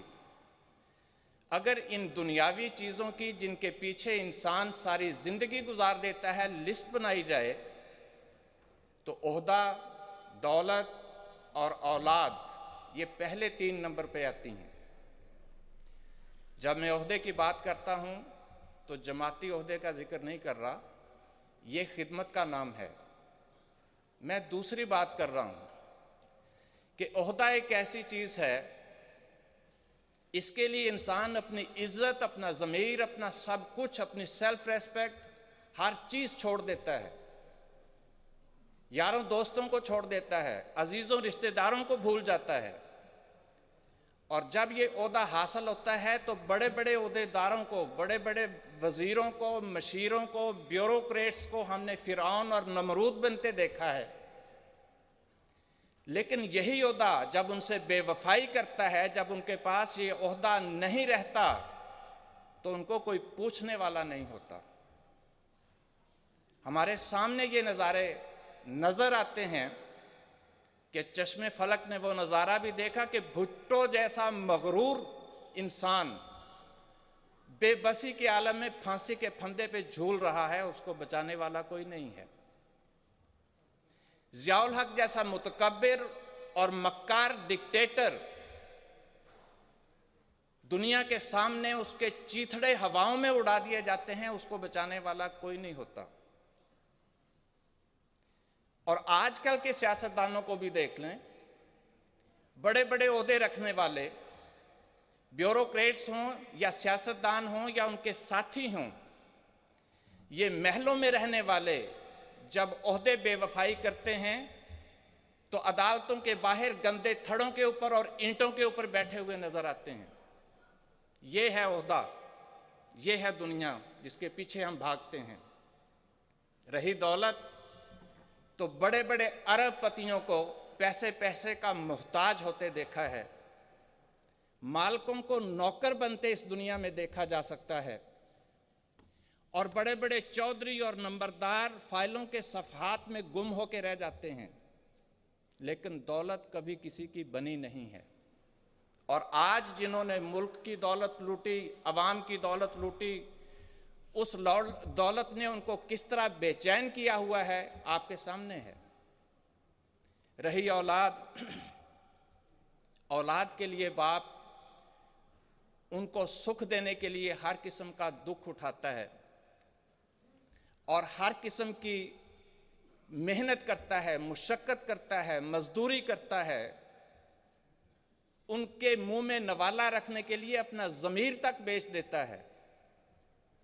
لیکن وہی اولاد جب جوان ہوتی ہے تو کہتی نظر آتی ہے کہ ابا جی کے لیے دعا کریں، اللہ ان کی مشکل آسان کر دے۔ کیا مطلب؟ کہ وہ آپ کے رخصت ہونے کی دعائیں کروا رہا ہے اور دعائیں کر رہا ہے۔ یہ ہے دولت، یہ ہے عہدہ، یہ ہے اولاد، یہ ہے دنیا جس کے پیچھے ہم ساری زندگی گزار دیتے ہیں لیکن وفا نہیں ملتی۔ یہ ایک ایسی حقیقت ہے جس کو ہم میں سے ہر انسان دیکھتا ہے۔ ہم آنکھوں سے دیکھتے ہیں، ہمیں خدا نے آنکھیں دی ہیں پر ان سے صحیح طریقے سے نہیں دیکھتے۔ ہمارے کان ہیں لیکن ہم نہیں سنتے، ہمارے دل ہیں لیکن ہمارے دلوں میں خیال تک نہیں آتا، ہمارے دماغ ہیں لیکن یہ سوچ نہیں آتی کہ بالآخر ہم نے بھی اس راستے سے گزرنا ہے۔ اور ہر انسان یہ دیکھتے ہوئے، یہ سنتے ہوئے، یہ سمجھتے ہوئے بھی یہ سمجھتا ہے کہ نہیں، یہ سب کچھ میرے ساتھ نہیں ہوگا۔ میرے ساتھ کیوں نہیں ہوگا؟ میں بڑا اسپیشل آدمی ہوں۔ اور بڑے بڑے وہ لوگ جو اپنے آپ کو اسپیشل سمجھتے رہے، وہ کس طرح غائب ہوتے رہے، ان کے ساتھ کیا کچھ ہوتا رہا، اس کے بعد کچھ نہیں ملتا۔ تو یہ ہے دنیا۔ اور جب انسان یہ ساری کمائیاں دنیا کی کر لیتا ہے تو پھر آگے کیا ہے؟ وہ عہدہ ختم ہو جاتا ہے، وہ دولت پیچھے رہ جاتی ہے، وہ اولاد پیچھے رہ جاتی ہے جس کی خاطر ساری زندگی انسان جائز ناجائز ہر کام کرتا رہا، اور بچتا کیا ہے؟ سامنے قبر کا اندھیرا، اور وہاں پھر روشنی، اعمال کی روشنی ہے، اگر ہو سکتی ہے وہ آپ کے ساتھ جائے گی، جو خدا کی راہ میں کیا ہے وہ ساتھ جائے گا، وہ اس اندھیری قبر کو روشنی عطا کر سکتا ہے، اس کے علاوہ اس زندگی میں اور روشنی کی کرن باقی نہیں رہتی۔ جب وہاں انسان جاتا ہے تو اس وقت انسان کی حالت یہ ہوتی ہے کہ سینکڑوں حسرتیں اور آرزوئیں اللہ فرماتا ہے کہ اس کے دل میں اٹھتی ہیں کہ کاش اس طرح ہو جائے، کاش اس طرح ہو جائے۔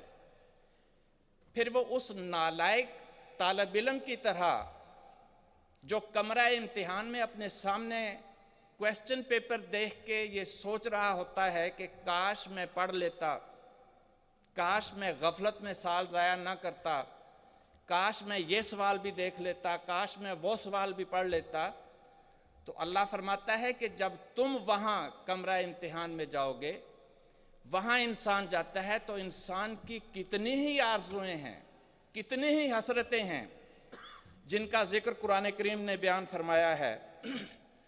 فرمایا کہ وہاں انسان کہے گا یا لیتنی کنت ترابا، اے کاش میں مٹی ہو چکا ہوتا، یا لیتنی قدمت لحیاتی، اے کاش میں نے اپنی زندگی کے لیے، آخرت کی زندگی کے لیے بھی کچھ آگے بھیجا ہوتا، یا لیتنی لم اوتا کتابیہ، اے کاش مجھے میرا یہ اعمال نامہ نہ دیا جاتا، یا ویلتا لیتنی لم اتخذ فلانا خلیلا، اے کاش، ہائے افسوس، کاش میں فلاں دوست شخص کو اپنا دوست نہ بناتا کہ اس نے مجھے غلط راستے پہ لگائے رکھا اور آج میں کن اندھیروں میں کھو گیا ہوں۔ یا لیتنا اطعنا اللہ و اطعنا الرسول، اے کاش میں نے اللہ کی اور رسول کی اطاعت کی ہوتی۔ یا لیتنی اتخذت مع الرسول سبیلا، اے کاش میں نے وہ راستہ اختیار کیا ہوتا جو رسول اور اس کے ساتھیوں کا راستہ تھا، میں بھی اس راستے پہ ان کے ساتھ ہو جاتا۔ یا لیتنی کنت معہم فافوز فوزا عظیما، اے کاش میں بھی رسول اور اس کے ساتھیوں کے ساتھ ہو جاتا، میں بھی آج کامیاب اور کامران ہو جاتا۔ تو یہ قرآن کریم پڑھتے جائیں، جگہ جگہ آپ کو یہ حسرتیں یہ آپ کو نظر آئیں گی کہ جب انسان اس دنیا سے جائے گا تو یہ حسرتیں اپنے دل میں لے کے جائے گا کہ کاش میں رسول کی اطاعت کرتا، کاش میں ان لوگوں کے ساتھ ہوتا جو رسول کی اطاعت کرنے والے تھے، کاش میں فلاں کو دوست نہ بناتا۔ یہ دوست، یہ یاریاں دوستیاں جو انسان کو خراب کرتی ہیں، یہ حسرتیں بن جائیں گی۔ تو کہنے کا مقصد یہ ہے کہ آج ہم عمر کے اس حصے میں آ گئے ہیں جہاں اب ہمارے اور اگلے اس حقیقت کے درمیان فاصلہ دن بدن کم ہوتا چلا جا رہا ہے، بلکہ نہ ہونے کے برابر رہ گیا ہے۔ ویسے تو انسانی زندگی کا کوئی بھروسہ نہیں ہے کہ اگلا سانس آئے یا نہ آئے، لیکن پھر بھی جب انسان بچہ ہوتا ہے تو حضرت خلیفۃ المسیح رابع رحمہ اللہ تعالیٰ نے فرمایا تھا کہ جب انسان بچہ ہوتا ہے تو اس کے سامنے ایک امید ہوتی ہے کہ ابھی میں نے جوان ہونا ہے، جوان ہوتا ہے تو اس کو ابھی امید ہوتی ہے کہ ابھی عمر پڑی ہے، ابھی میں نے بوڑھا ہونا ہے، اور جب ہماری عمر میں آ جائے تو ہمارے آگے کون سی امید باقی ہے کہ اب بھی ہم اپنی آنکھیں نہ کھولیں، اب بھی ہم اپنے کان نہ کھولیں، اب بھی ہم اپنے اعمال کے اوپر نظر نہ کریں، اب بھی ہم وہ راستہ تلاش نہ کریں کہ کون سا راستہ ہے جو رسول کے ساتھ جانے والا راستہ ہے، کون سے وہ دوست ہیں جو خلافت کے ساتھ وابستہ کرنے والے ہیں، کون ہیں جو خلافت کے احکامات کی خلاف ورزی کر رہے ہیں اور ہمیں بھی اس راستے پہ لگا دیں گے۔ یہ آج ہمارے سوچنے کی بات ہے، اس لیے کہ ہمارے سامنے سوائے قبر کے اور کچھ نہیں ہے۔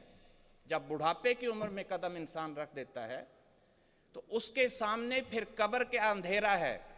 روشنی اگر ہوگی تو خدا تعالیٰ کے نور سے ہوگی، روشنی اگر ہوگی تو خدا تعالیٰ کے نبیوں کی عطا کردہ شریعت کے نور سے ہوگی، اور یہ روشنی جو اللہ کی نور ہے، اللہ نور السماوات والارض، کہ اللہ زمین و آسمان کا نور ہے، اس نور کی روشنی ہمیں انبیاء کے ذریعے سے ملتی ہے، اور خلفاء کی چمنی جب اس نور کے اوپر چڑھتی ہے تو وہ اس روشنی کو دور تک پہنچاتی ہے۔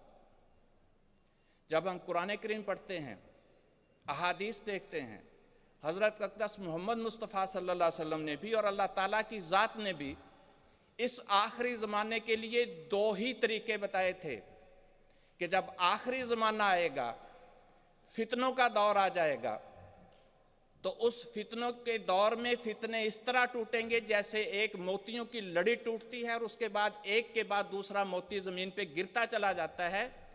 جب فتنوں کے منہ کھلیں گے تو ایسے ایک کے بعد دوسرا فتنہ کھلتا چلا جائے گا۔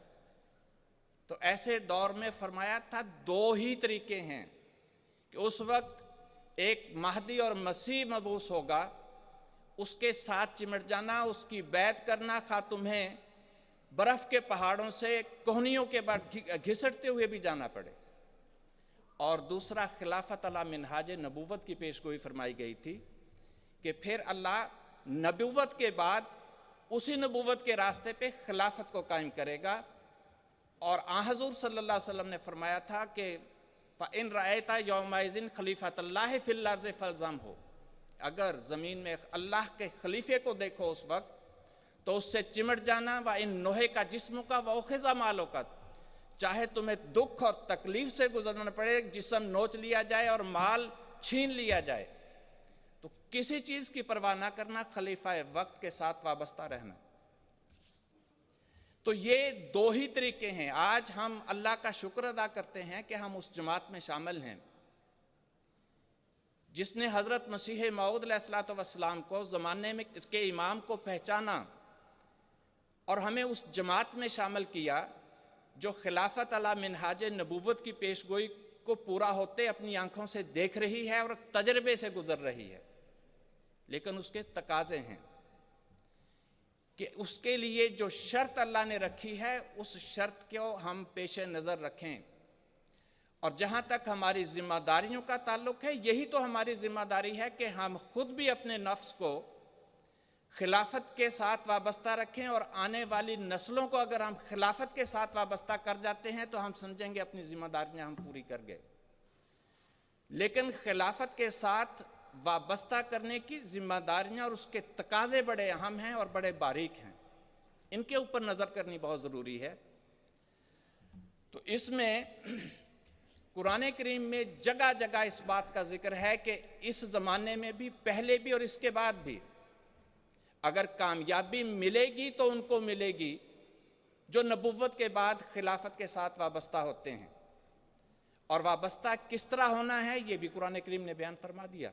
अल्लाह ताला ने रास्ता दिखा दिया।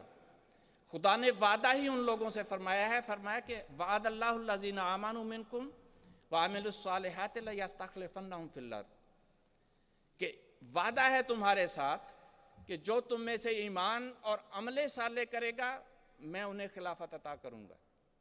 तो खिलाफत का वादा किन लोगों के साथ है? ईमान के साथ, अमले साले करने वालों के साथ। और वो जब ये करेंगे तो अल्लाह ताला खिलाफत अता फरमाएगा। इसके बाद फरमाया कि तुम्हें तमकीनत अता होगी, तुम्हारे खौफ दूर कर दिए जाएंगे। फिर याबुदूननी ला युशरिकून बी शैया, मेरे साथ शरीक नहीं ठहराना, सिर्फ मेरी इबादत करनी है। ये उसका काम होगा खिलाफत के साथ वाबस्तगी का। लेकिन ये दो अल्फाज के अंदर बड़ा गहरा मजमून है और यही कामयाबी की ज़मानत है। जब खिलाफत का वादा उन लोगों से है जो ईमान और अमले साले करते हैं, तो ईमान और अमले साले करने वालों का जहाँ भी कुरान में जिक्र है समझ ले वहाँ खिलाफत का जिक्र है, क्योंकि उनके साथ अल्लाह का वादा है कि खिलाफत अता करेगा और अल्लाह वादा खिलाफी नहीं किया करता।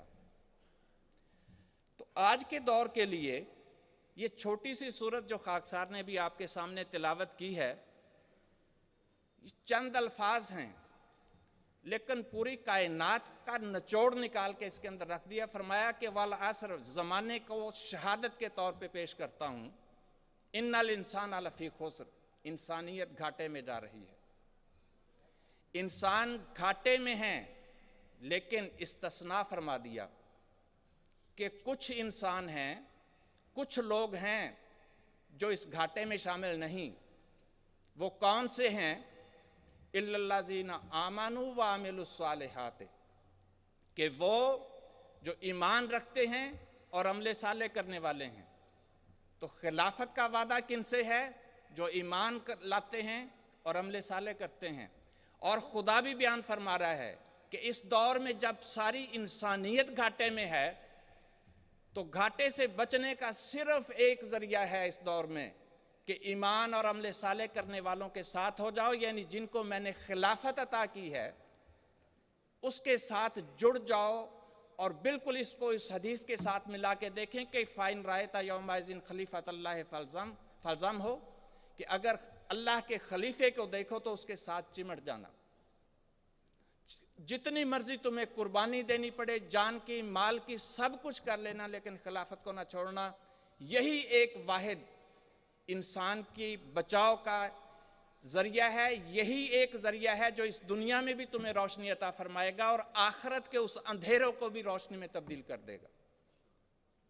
इस आखिरी ज़माने में سب جانتے ہیں کہ آن حضور صلی اللہ علیہ وسلم نے دجال کے آنے کی پیشگوئی فرمائی تھی کہ دجال آئے گا، وہ خدائی کا دعویٰ کرے گا، اور اس سے بچنے کا جو علاج بیان فرمایا وہ کیا تھا؟ فرمایا کہ سورہ کہف کی پہلی اور آخری 10 آیات کی تلاوت کرنا۔ چنانچہ جب ہم سورہ کہف کی ان آیات کو دیکھتے ہیں تو ان آیات کے مضمون کے اوپر غور کرتے ہیں تو دوائی کو دیکھ کے مرض کا پتہ چل جاتا ہے کہ دجال ہے کیا، کون دجال ہے، اور اس سے بچانے والی کون سی دوا ہے۔ آغاز میں ہی فرما دیا الحمدللہ الذی انزل علی عبدہ الکتاب ولم یجعل لہ عوجا، کہ اللہ پاک ہے جس نے یہ کتاب اتاری ہے، اور ایسی کتاب اتاری ہے جس میں کوئی کجی کسی قسم کی نہیں ہے، کہ امن لینذر باسا شدیدا من لدنہ، یہ ایک قائم رہنے والی چیز ہے، اور یہ اللہ تعالیٰ ہوشیار کرتا ہے اس کتاب کے ذریعے کہ آنے والے جو سخت دن ہیں شدید قسم کے، ان سے تمہیں ہوشیار کر رہا ہے۔ لیکن آگے پھر فرمایا 2 چیزوں کا ذکر کیا، ایک سے ڈرایا اور ایک کی بشارت دی۔ ڈرایا کس سے؟ دجال سے، بتا دیا کہ دجال کون ہے، اور بشارت کن کو دی؟ فرمایا وَيُبَشِّرَ الْمُؤْمِنِينَ الَّذِينَ يَعْمَلُونَ الصَّالِحَاتِ أَنَّ لَهُمْ أَجْرًا حَسَنًا مَاكِثِينَ فِيهِ أَبَدًا، کہ خدا کی بشارت ہے ان لوگوں کے ساتھ جو مومن ہیں اور عمل صالح کرتے ہیں۔ اب آپ خود دیکھ لیں، جب دجال کا علاج یہ آیات ہیں اور خدا فرما رہا ہے کہ میں تمہیں خلافت دوں گا اگر ایمان اور عمل صالح کرو گے، آن حضور صلی اللہ علیہ وسلم نے فرمایا کہ آخری دور میں خلافت آئے گی اور دجال بھی آئے گا، اور دجال کا علاج سورہ کہف کی پہلی آیات ہیں۔ تو خدا تعالیٰ نے جو آیات تلاوت کرنے کے لیے فرمایا کہ دجال سے بچاؤ جو کرے گی، تو وہ کیا ہے؟ وَيُبَشِّرَ الْمُؤْمِنِينَ، ان کو بشارت دے دو جو مومن ہیں، ایمان لاتے ہیں، الَّذِينَ يَعْمَلُونَ الصَّالِحَاتِ، وہ عمل صالح بھی کرتے ہیں۔ تو یہ کون ہیں؟ جن کو خلافت کا وعدہ ہے۔ وَيُنذِرَ الَّذِينَ قَالُوا اتَّخَذَ اللَّهُ وَلَدًا، اور ان کو ڈرائے، ہوشیار کرے جو اللہ کا بیٹا بناتے ہیں، جو شرک کرتے ہیں۔ تو یہاں بتا دیا کہ جو مشرک ہوں گے وہ دجال ہوں گے۔ دجالیت ہے ہی شرک کا دوسرا نام، اور دجالیت کا مقابلہ کرنے کے لیے جو مسیح اور مہدی آئے گا، وہ ایسا مسیح اور مہدی آئے گا کہ اس کے اوپر ایمان کے بعد عمل صالح کرنے والی جماعت ہوگی جس کو اللہ خلافت عطا فرمائے گا۔ تو اس سے یہ ظاہر ہو رہا ہے کہ آنے والا مسیح دجالیت کے قتل کی بنیاد رکھے گا، کیونکہ قتل اس دجال کا حضرت مسیح موعود علیہ السلام کے ہاتھ سے ہے، یہ پیش گوئی ہے۔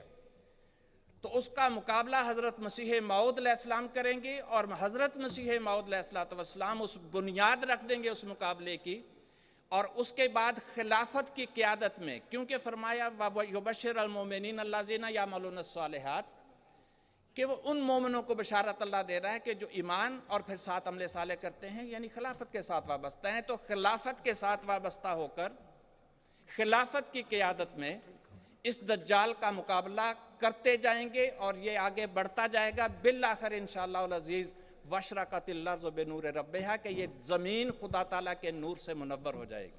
خلافت احمدیہ، خلافت احمدیہ، حضرت امیر المومنین حضرت خلیفۃ المسیح الخامس غلام احمد کی نعرہ تکبیر۔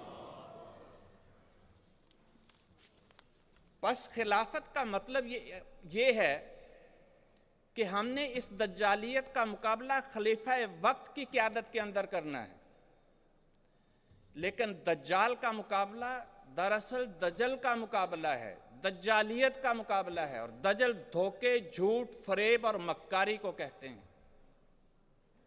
تو یہ ذہن میں رکھنا چاہیے کہ جہاں دجال ایک قوم ہے، وہاں نفس کے اندر بھی دجالیت گھسی ہوتی ہے۔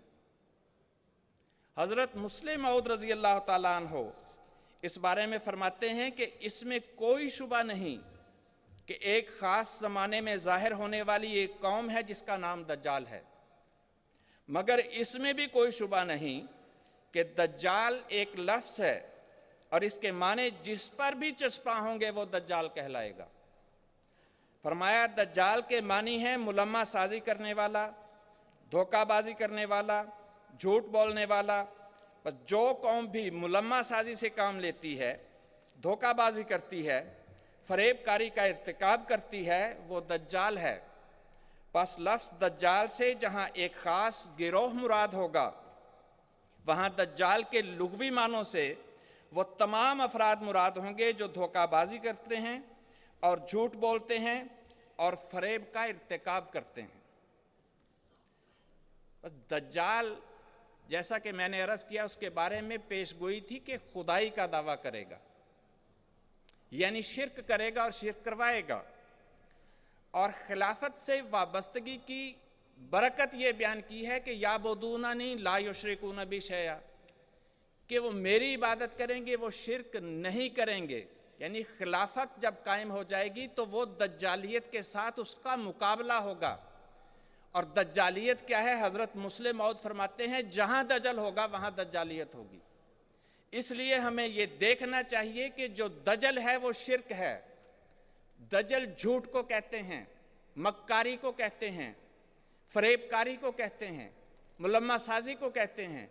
ये अगर किसी नफ्स के अंदर भी दाखिल होगी तो समझें दज्जालियत दाखिल होगी, शिर्क दाखिल हो गया। और खिलाफत के साथ अगर वाबस्ता होना है तो हमें ये शिर्क, जहाँ बाहर इस दज्जाल का मुकाबला करना है, वहाँ अपने नफ्स की दज्जालियत को सबसे पहले देखना है। जब तक हम अपने नफ्स की दज्जालियत के बुत पाश नहीं कर देते, मत समझें कि हम दूसरे मुशरिकों का मुकाबला कर सकते हैं।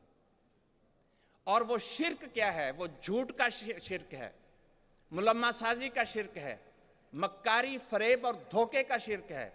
अगर हम इन बातों में मुब्तला हैं तो फिर हम खिलाफत के साथ वाबस्ता होने का हक अदा नहीं कर रहे, फिर तो हम दज्जाल के साथ दे रहे हैं। ज़ुबानें हमारी कहीं और हैं, ज़ुबानों से हम खिलाफत की वाबस्तगी का दावा कर रहे हैं, अमली तौर पर हम दज्जाल का साथ दे रहे हैं। खुदा ताला को ये दो रंगी पसंद नहीं है। खिलाफत के साथ जो वाबस्ता हैं, खुदा फरमा रहा है कि ये वो होंगे याबुदूननी, मेरी इबादत करने वाले होंगे, ला युशरिकून बि शैआ, वो शिर्क करने वाले नहीं होंगे, वो झूठ बोलने वाले नहीं होंगे, वो फरेब, मक्कारी और धोखाबाजी करने वाले नहीं होंगे। अगर ये हैं तो वो खलीफा के साथ नहीं, जो खलीफा के साथ हैं वो ये शिर्क नहीं करते। और इस गलत बयानी झूठ को अल्लाह ताला शिर्क करार दे रहा है। फरमाया फज्तनिबु रिज्स मिनल औसान वज्तनिबु कौल ज़ूर, बुतों की पलीदी से बचो, झूठ से बचो। यानी बुत परस्ती और झूठ को इकट्ठा रखा है यहाँ पे कि गलत बयानी में भी इंसान करता है क्या है? बुत परस्त भी यही करता है कि वो बुत को इंसान यानी खुदा के बराबर करार दे रहा होता है, बुत को भी अपना सहारा बना रहा होता है। और गलत बयानी करने वाला भी गलत बयानी क्यों करता है, झूठ क्यों बोलता है? इसलिए कि वो समझता है सच बोला तो अल्लाह मियाँ पता नहीं साथ देगा कि नहीं देगा। वो झूठ का सहारा लेता है, खुदा का सहारा नहीं लेता। वो झूठ को खुदा का शरीक बना लेता है, वो धोखे को रिज़्क का ज़रिया बना लेता है, वो फरेब और मक्कारी को रिज़्क का ज़रिया बना लेता है। तो ये शिर्क की मख्फी अक़साम हैं जिनको इंसान आंखें रखते हुए भी नहीं देख पाता, कान रखते हुए भी नहीं सुन पाता और दिल में ख्याल उस वक्त नहीं आता। तो इस मामले में हमें ये देखना पड़ेगा कि खिलाफत का साथ देने वाले, उस फौज में शामिल होने वाले आमाल में गंद नहीं देख सकते। ऐसे लोगों की क़यादत खलीफा वक्त नहीं करते। वो खलीफा जो खुदा का कायम करदा खलीफा है, उस खिलाफत के साथ तो पाक लोगों की जमात चाहिए जो हर किस्म के शिर्क से पाक हो, जो ज़ाहिरी शिर्क से भी पाक हो, जो बातनी शिर्क से भी पाक हो, जिनका ज़ाहिर भी नेक हो, उनका बातिन भी नेक हो। तो ये वो हमारी मेन ज़िम्मेदारी है। बाकी सब ज़िम्मेदारियाँ एक तरफ, अगर सिर्फ इतना मौजू हम ये समझ लें कि हम उम्र के जिस हिस्से में पहुँच गए हैं, इस हिस्से में पहुँचने के बाद जो कुछ भी इससे पहले हो गया वो हो गया, लेकिन जितनी बाकी बची है اس عمر میں اگر ہم یہ عہد کر لیں کہ ہم خلافت کے ساتھ اس طرح وابستہ ہوں گے جس طرح خدا ہم سے چاہتا ہے، جس طرح رسول ہم سے چاہتا ہے، جس طرح خلیفہ وقت ہم سے چاہتے ہیں، تو پھر یقینی طور پر ہماری زندگی کے اندر بھی انقلاب ہوگا اور ہماری اولادوں کے اندر بھی انقلاب ہوگا۔ لیکن اگر ہم عہدوں کے پیچھے، دولت کے پیچھے، مال کے پیچھے اور اپنی اولاد کو صرف یہ کہ ان کے لیے مال اکٹھا کر جائیں، ان کے لیے مکان خرید جائیں، جائیدادیں بنا دیں، یہ کر دیں وہ کر دیں، اس کا فکر تو ہمیں ہے، لیکن اس مستقل زندگی کا کوئی فکر نہیں ہے۔ ان کی عارضی زندگی کے لیے تو ہم اپنے ضمیر بھی بیچنے کے لیے تیار ہوں، لیکن ان کی مستقل زندگی کا ہمیں فکر نہ ہو تو اس عمر میں آنے کے باوجود اگر یہ ہماری حالت نہیں ہے تو پھر ہمیں اپنی حالتوں پر دوبارہ غور کرنا پڑے گا۔ پھر ہمیں خلافت کے ساتھ وابستگی کے دعووں کے اوپر غور کرنا پڑے گا کہ جب تک خدا تعالیٰ کی، خدا کے رسول کی، خدا کے خلیفہ کی اطاعت کا حق ادا نہیں کرتے، ہم اپنی نسلوں کے لیے بھی جو کچھ چھوڑ کے جا رہے ہیں وہ دنیا کا مال ہے، دنیا کی جائیدادیں ہیں، دنیا کی چیزیں ہیں۔ لیکن ابھی جیسا کہ محترم طاہر صاحب نے اس سے پہلے آپ کے سامنے بہت خوبصورت انداز میں یہ بات رکھی ہے کہ ہمارا فرض ہے کہ اپنی نئی آنے والی نسلوں کو سنبھالیں، لیکن نئی نسلوں کو سنبھالنے سے پہلے خود اپنے آپ کو سنبھالنا ضروری ہے۔ جس کے اپنے قدم لڑکھڑا رہے ہوں وہ دوسرے کو کیا سہارا دے سکتا ہے؟ اس لیے پہلے اپنے نفس کے اندر جھانک کے دیکھیں، اس کی پاکیزگی کے سامان کریں، پھر اپنی نسلوں کے لیے پاکیزگی کے سامان کریں۔ اگر ہمارے نفس کے اندر گند ہے تو پھر گندے پانی سے تو صفائی نہیں ہوا کرتی۔ اگر دھلائی کرنی ہے، دوسرے کو پاک کرنا ہے تو گندا پانی پاک نہیں کیا کرتا، صاف ہونا ضروری ہے اس پانی کا۔ اور خدا تعالیٰ سے ہمیں جو وحی اور الہام کا پانی حضرت مسیح موعود علیہ الصلوۃ والسلام اور خلافت کے ذریعے معلوم ہو رہا ہے، یہ شریعت کا پانی، یہ پاک پانی ہے۔ اس پانی کو ہمیں پاک رکھنا چاہیے، اس پاکیزگی کے اوپر عمل کرنا چاہیے اور اس کو اپنی اولادوں کے اندر اس پانی کی جو فراہمی ہے اس کو کریں، نہ کہ جائیدادیں، مال، دولت ٹھیک ہے ایک حد تک وہ اپنی جگہ درست ہے، ضروری ہیں، لیکن جو اہم ترین ضرورت ہے وہ یہ ہے کہ اب خود بھی دین کے اوپر وابستہ ہو جائیں، خدا تعالیٰ کے لیے دین کو خالص کر لیں، اس کے رسول کی اطاعت، اس کے خلیفہ کی اطاعت ایسے ہونی چاہیے جیسے خدا اور اس کا رسول چاہتے ہیں۔ حضرت مسیح موعود علیہ الصلوۃ والسلام اور حضرت خلیفۃ المسیح الاول رضی اللہ تعالیٰ عنہ کا ایک اقتباس پیش کر کے اپنی گزارشات ختم کروں گا۔ حضرت مسیح موعود علیہ الصلوۃ والسلام فرماتے ہیں کہ اطاعت ایک ایسی چیز ہے کہ اگر سچے دل سے اختیار کی جائے تو دل میں ایک نور اور روح میں ایک لذت اور روشنی آتی ہے۔ مجاہدات کی اس قدر ضرورت نہیں جس قدر اطاعت کی ضرورت ہے، ہاں مگر شرط یہ ہے کہ سچی اطاعت ہو، اور یہی ایک مشکل امر ہے۔ اطاعت میں اپنے ہوائے نفس کو ذبح کر دینا ضروری ہوتا ہے۔ ہوائے نفس کا مطلب ہے کہ نفس کی خواہشات جو انسان کے دل میں پیدا ہوتی ہیں، تو حضور فرماتے ہیں کہ ان خواہشات کو ذبح کر دینا ضروری ہوتا ہے، بدون اس کے اطاعت نہیں ہو سکتی۔ اور ہوائے نفس ہی ایک ایسی چیز ہے جو بڑے بڑے موحدوں کے قلب میں بھی بت بن سکتی ہے، یعنی جو توحید کا دعویٰ کرنے والے ہیں ان کے دلوں میں بھی یہ جو خواہشات ہیں انسان کی، یہ بت پرستی کی طرف لے جاتی ہیں، یہ بھی بت بن سکتی ہیں۔ فرمایا صحابہ رضوان اللہ علیہم اجمعین پر کیسا فضل تھا اور وہ کس قدر رسول کریم صلی اللہ علیہ وسلم کی اطاعت میں فنا شدہ قوم تھی۔ یہ سچ بات ہے کہ کوئی قوم نہیں کہلا سکتی اور ان میں ملیت اور یگانگت کی روح نہیں پھونکی جا سکتی جب تک وہ فرمانبرداری کے اصول کو اختیار نہ کرے۔ فرمایا اللہ کا ہاتھ جماعت پر ہوتا ہے، اس میں یہی تو سر ہے کہ اللہ تعالیٰ توحید کو پسند کرتا ہے، اور یہ وحدت قائم نہیں ہو سکتی جب تک اطاعت نہ کی جائے۔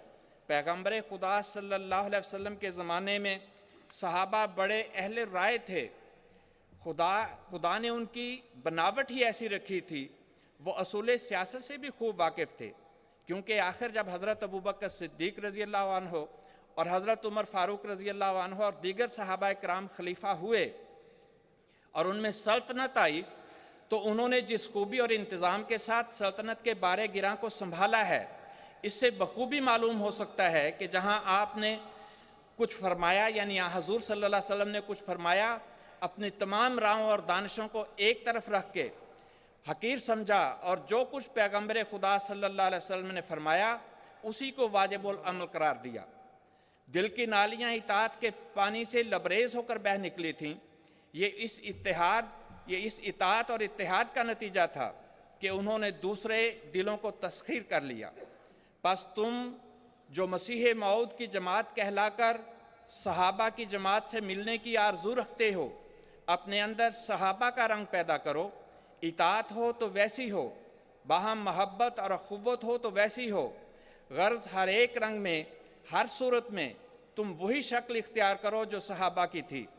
پھر حضرت خلیفۃ المسیح الاول رضی اللہ تعالیٰ عنہ فرماتے ہیں کہ تمہارا اعتصام حبل اللہ کے ساتھ ہو، قرآن تمہارا دستور العمل ہو، باہم کوئی تنازع نہ ہو، کیونکہ تنازع فیضان الہی کو روکتا ہے۔